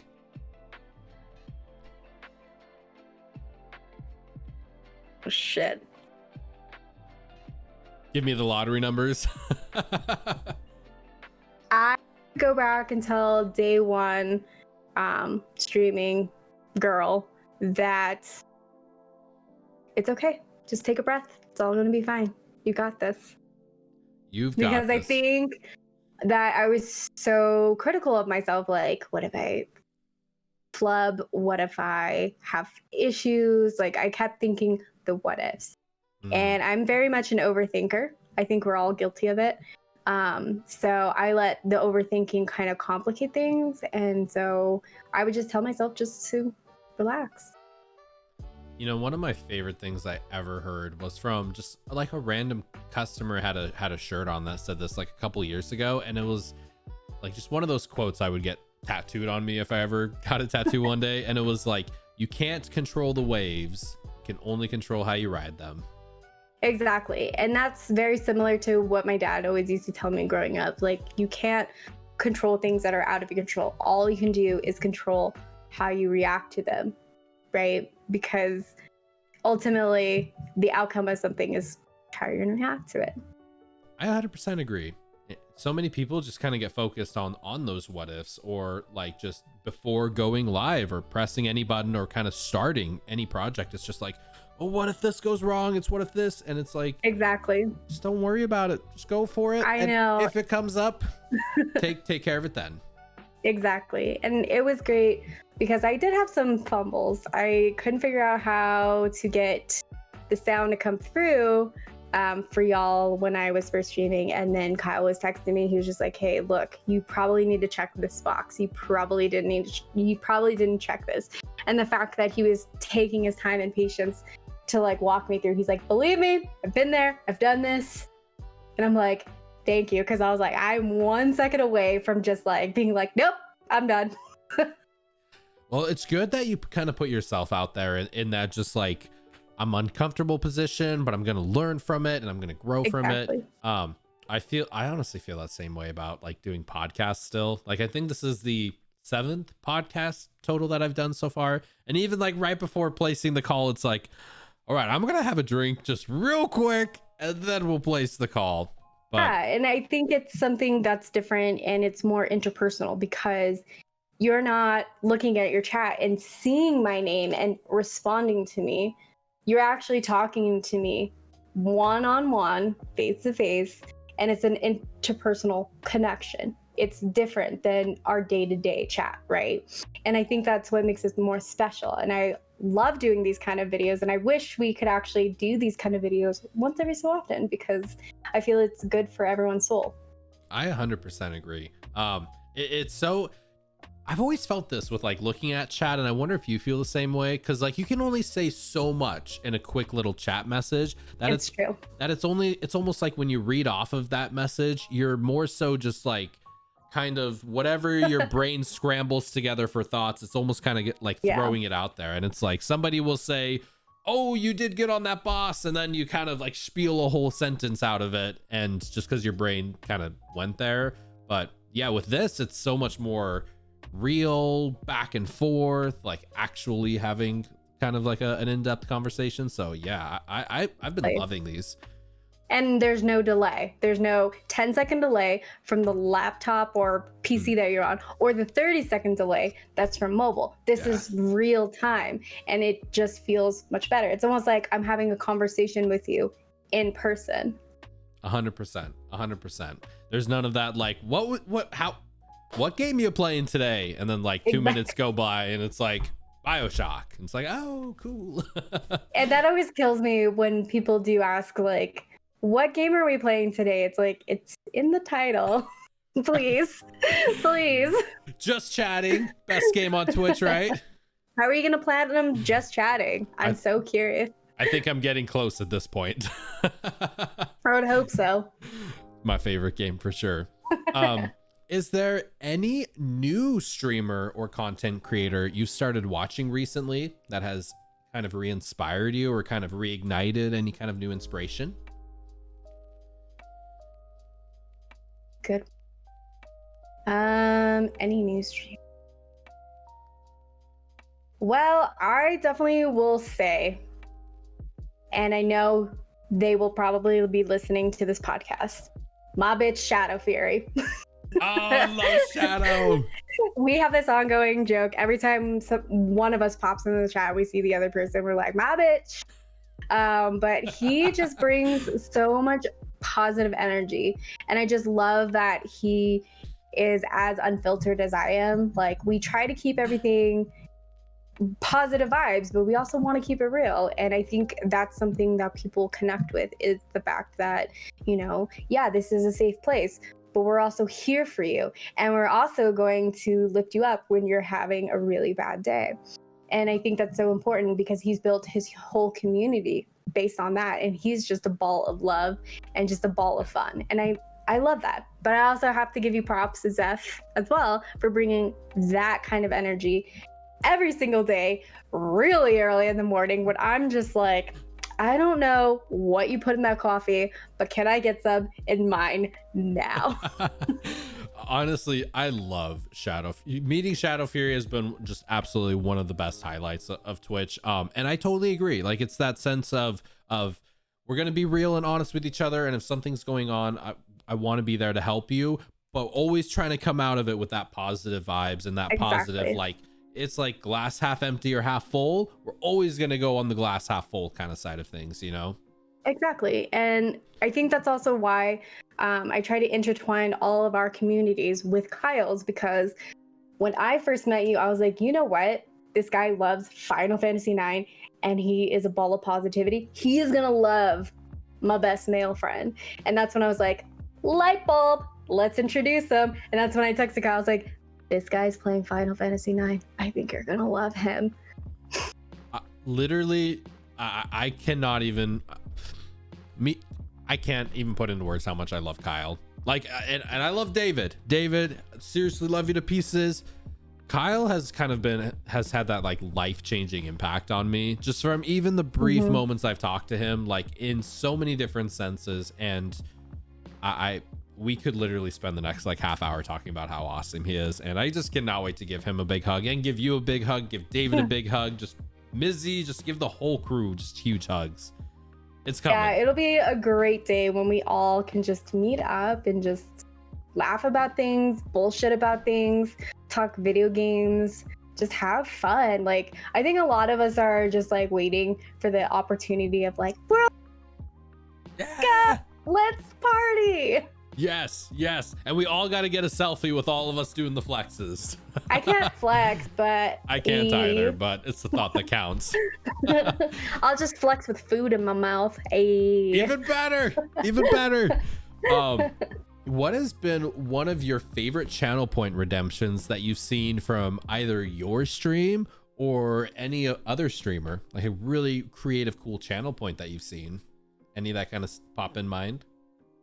I gotta say, probably from Mock Tongue 7's channel, he has it to where if you have 15,000 Stanley nickels, and if you don't know where Stanley nickels are, that's from The Office. So he has it to where you can redeem karaoke time, and you put in the artist, and he will do the karaoke for you on a Friday that he's available, and he will also try to dress like the karaoke artist. One that I had him do, and it was hilarious. I was just like, this is gonna be so funny. I had him do WAP by Cardi B and Megan Thee Stallion. I was just like, why aren't you twerking? He's like, they don't really twerk in the video. I was like, I don't care, this is like a twerking song. We demand like, mock twerk. I was like, we're here to see the booty shake, twerk. It was great. I hope there's a clip of that. I need to see Mock's booty shaking. I will have to send you the YouTube link. He uploaded on YouTube and I was dying. He had a purple wig. He put on fake lashes. I was dead. See, this is why streaming is so much more than just playing video games. Or when Kyle was doing the reading of it, right?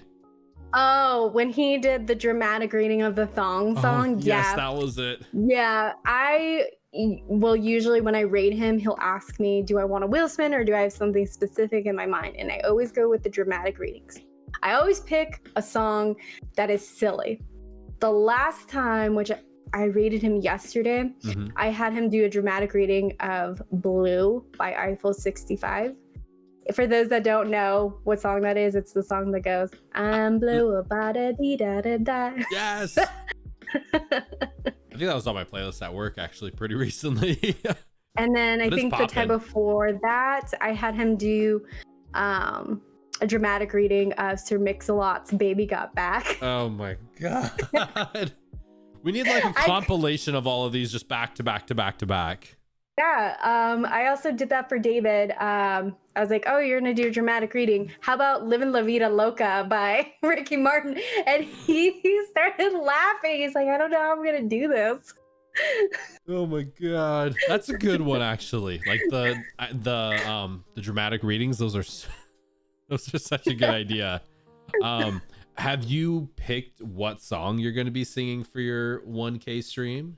I have, and I'm keeping it surprise, just because I want it to be something special and kind of different. I hope it's Bohemian Rhapsody.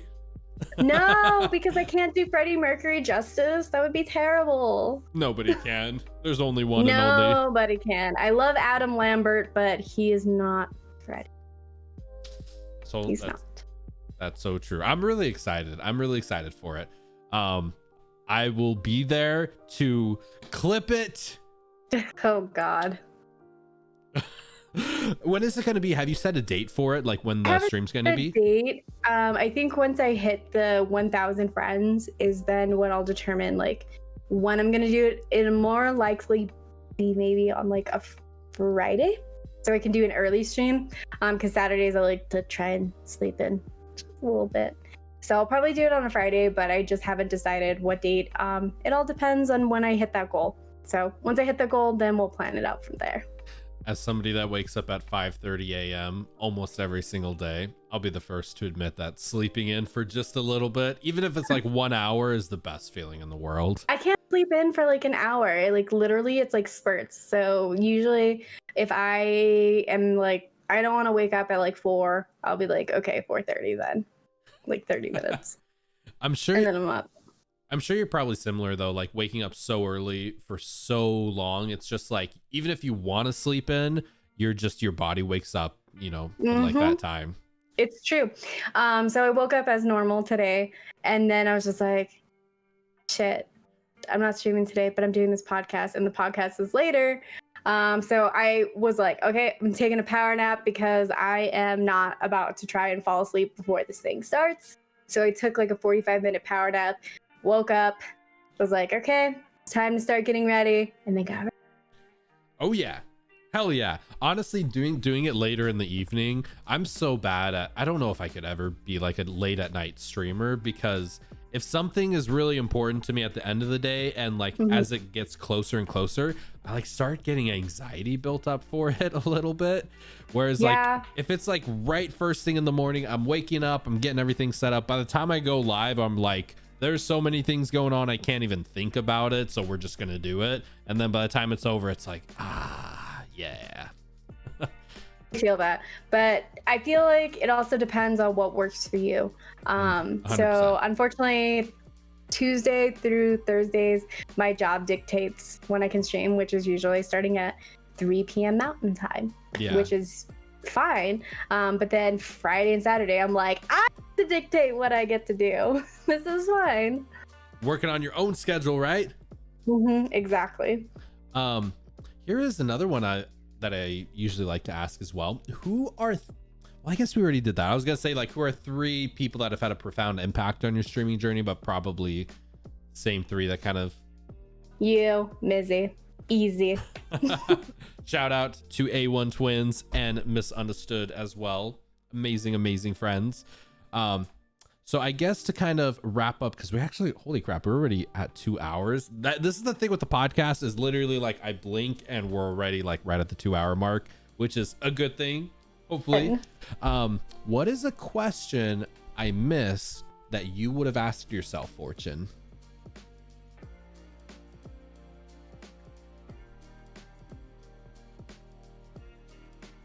What's my government name? No, I'm kidding.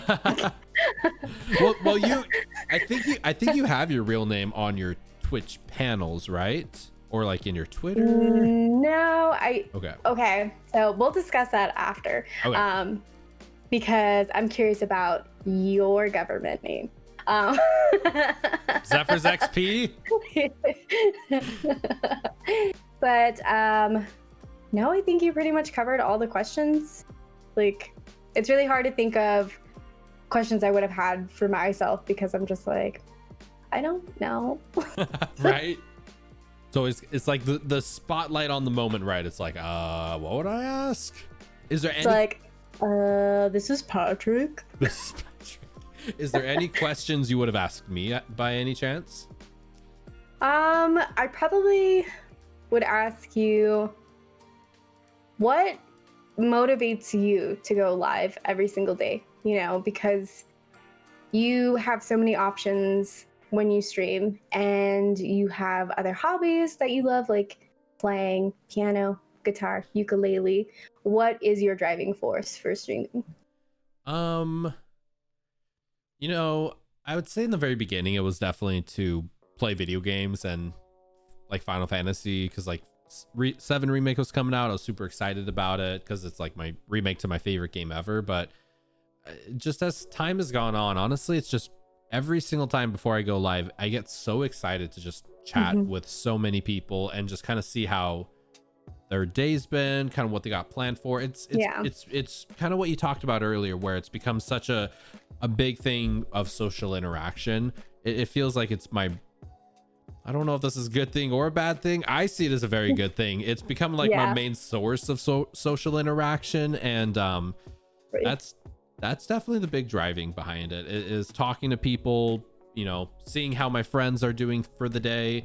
And yeah, it's that's probably the big one, honestly. It's been pretty amazing. It's great that you have wifey who's so supportive of everything that you do. It's just so heartwarming seeing the connection you guys have, and the fact that you are so supportive of her endeavors and she's equally as supportive in your endeavors. And that's so important in any relationship. She's all right. Wifey is lifey. We know. Team Golden Nile.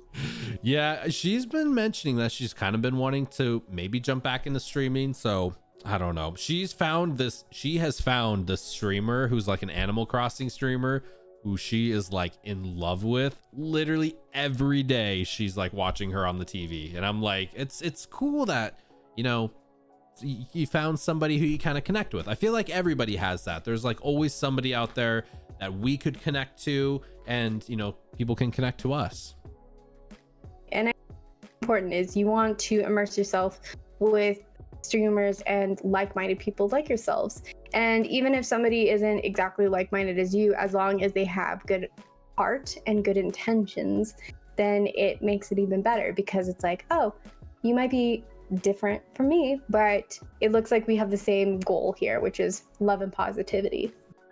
Literally one of my favorite streamers, and I've had this conversation with people, like, you would probably be so surprised that this person is probably like literally top 3 favorite just content creators in the entire world for me, and is so lewd and so vulgar sometimes, and so kind of has his own way of doing it. Poppy Fubar, like, Poppy. And when Poppy. I remember when you first introduced me to Poppy, I was just like, Zeph, this What? is very family friendly of you, but I Right? love him.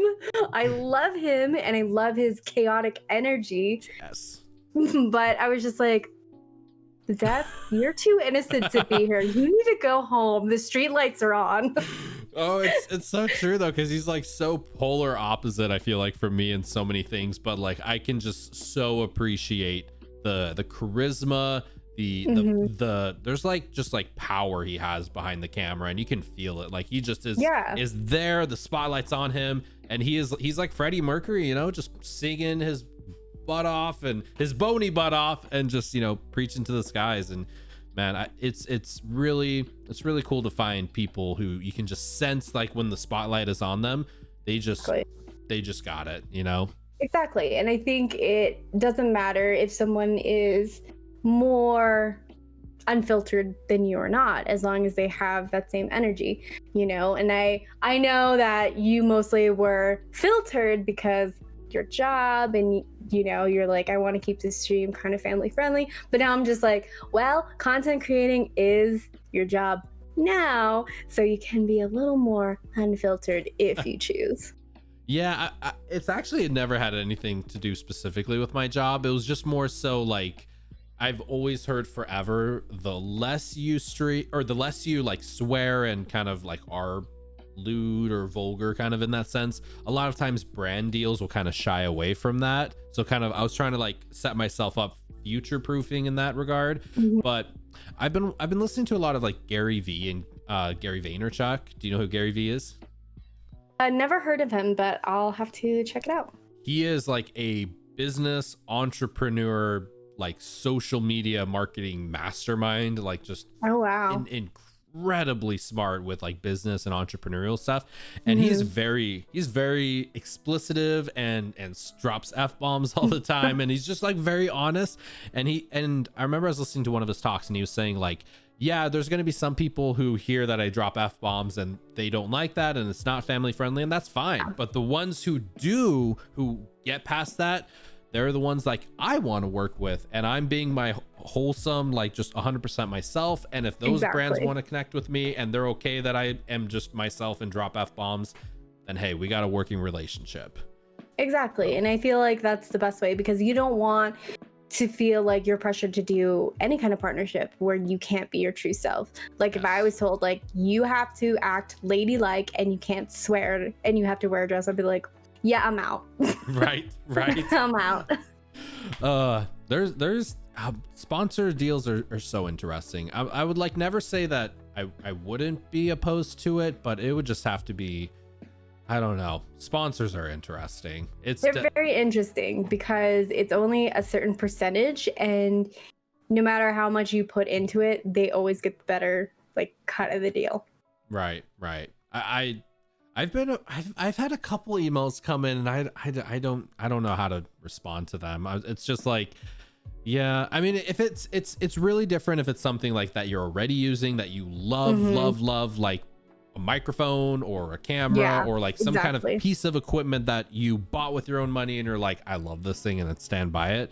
But if it's like, hey, we want to pay you money to play our very not popular game on Twitch so it gets in front of eyeballs, it's like, I don't know about that. Exactly. It's like, do you also want feedback on it? Because let's talk about feedback. Because we're gonna be honest. But yeah, I mean, at the same time though, it is cool kind of just trying new things, I think. So yeah, exactly. Sponsorships are interesting. One final question that I always love to ask, kind of like more of an open-ended question, but what does streaming mean to you, Fortune Cookie? Streaming means to me an escape. You know, it's a means of escape from things that have been stressful in my life. And I think everyone has their stresses, their battles, what have you. And I feel like Twitch has been that positive outlet for me, meeting wonderful friends such as yourself, and just feeling loved and accepted has been the biggest thing. Because as someone who wasn't very well liked or popular in school, It finally feels like for once in my life, just being who I am is enough. That's awesome. I like hearing that. I relate a lot to that. I hope a lot of people relate a lot to that, you know, like just truly being yourself, putting yourself out there, putting the best version of yourself out there, the most honest version of yourself out there. Right. You might not have 20,000 viewers or like attract the biggest, widest audience net of people, but the people who are there and who do connect with you, you'll make really, really, really strong friendships and connections. Exactly. And I think people forget that, and they forget to just be their genuine selves and get lost in the aspect of it's all about numbers. And for me, it's not about numbers. It's about the interpersonal connections and just getting to know people. And that's what I try to do with the friends that I make through streaming is I try to at least learn one fun fact about them, whether it be where they're from or just what they love to do. It's all about the community and the friendships and the relationships along the way. 100%. Exactly. So where can all of our viewers and listeners connect with you online, Fortune? Y'all can connect with me at twitch.tv/fortunecookie. And that is fortune_cookie. There's no E in fortune. And then also on Twitter and Instagram. I also have a TikTok as well. It's just barely getting started, so I don't really advertise that one as much. Links to all of that is going to be down in the description below. So you can absolutely just click the links and it'll take you straight to Fortune Cookie's Twitch, Twitter, Instagram, TikTok. So thank you all so much for watching and listening to this week's episode of the Zephcast. If you haven't done so already, please be sure to smash that beautiful like button for the wonderful YouTube algorithm. It really does help a lot. And consider subscribing if you haven't done so already. It's absolutely free and it really does help out tremendously. Really have had such an amazing conversation with you, Fortune. Thank you incredibly much for taking time out of your busy day to come hang out, to chat, to talk about Dark Souls and streaming and kitty cats and just everything. Thank you so much immensely, Zeph, for having me. It's been an honor, and it feels good to have that interpersonal connection with you and just get to know you on a better personal level. It's been so much fun. It has been. I really appreciate it so much. And this episode of the Zephcast will be live next Saturday. So be sure to tune in then. And like I said, consider subscribing so you can get more incredible content creators, streamers, and podcasters coming up in the future. ZephyrsXP, Fortune Cookie. Peace out. Thank you all so much. Have a wonderful rest of your night, friends. You all are amazing. Much love. And I will catch you all in the next one.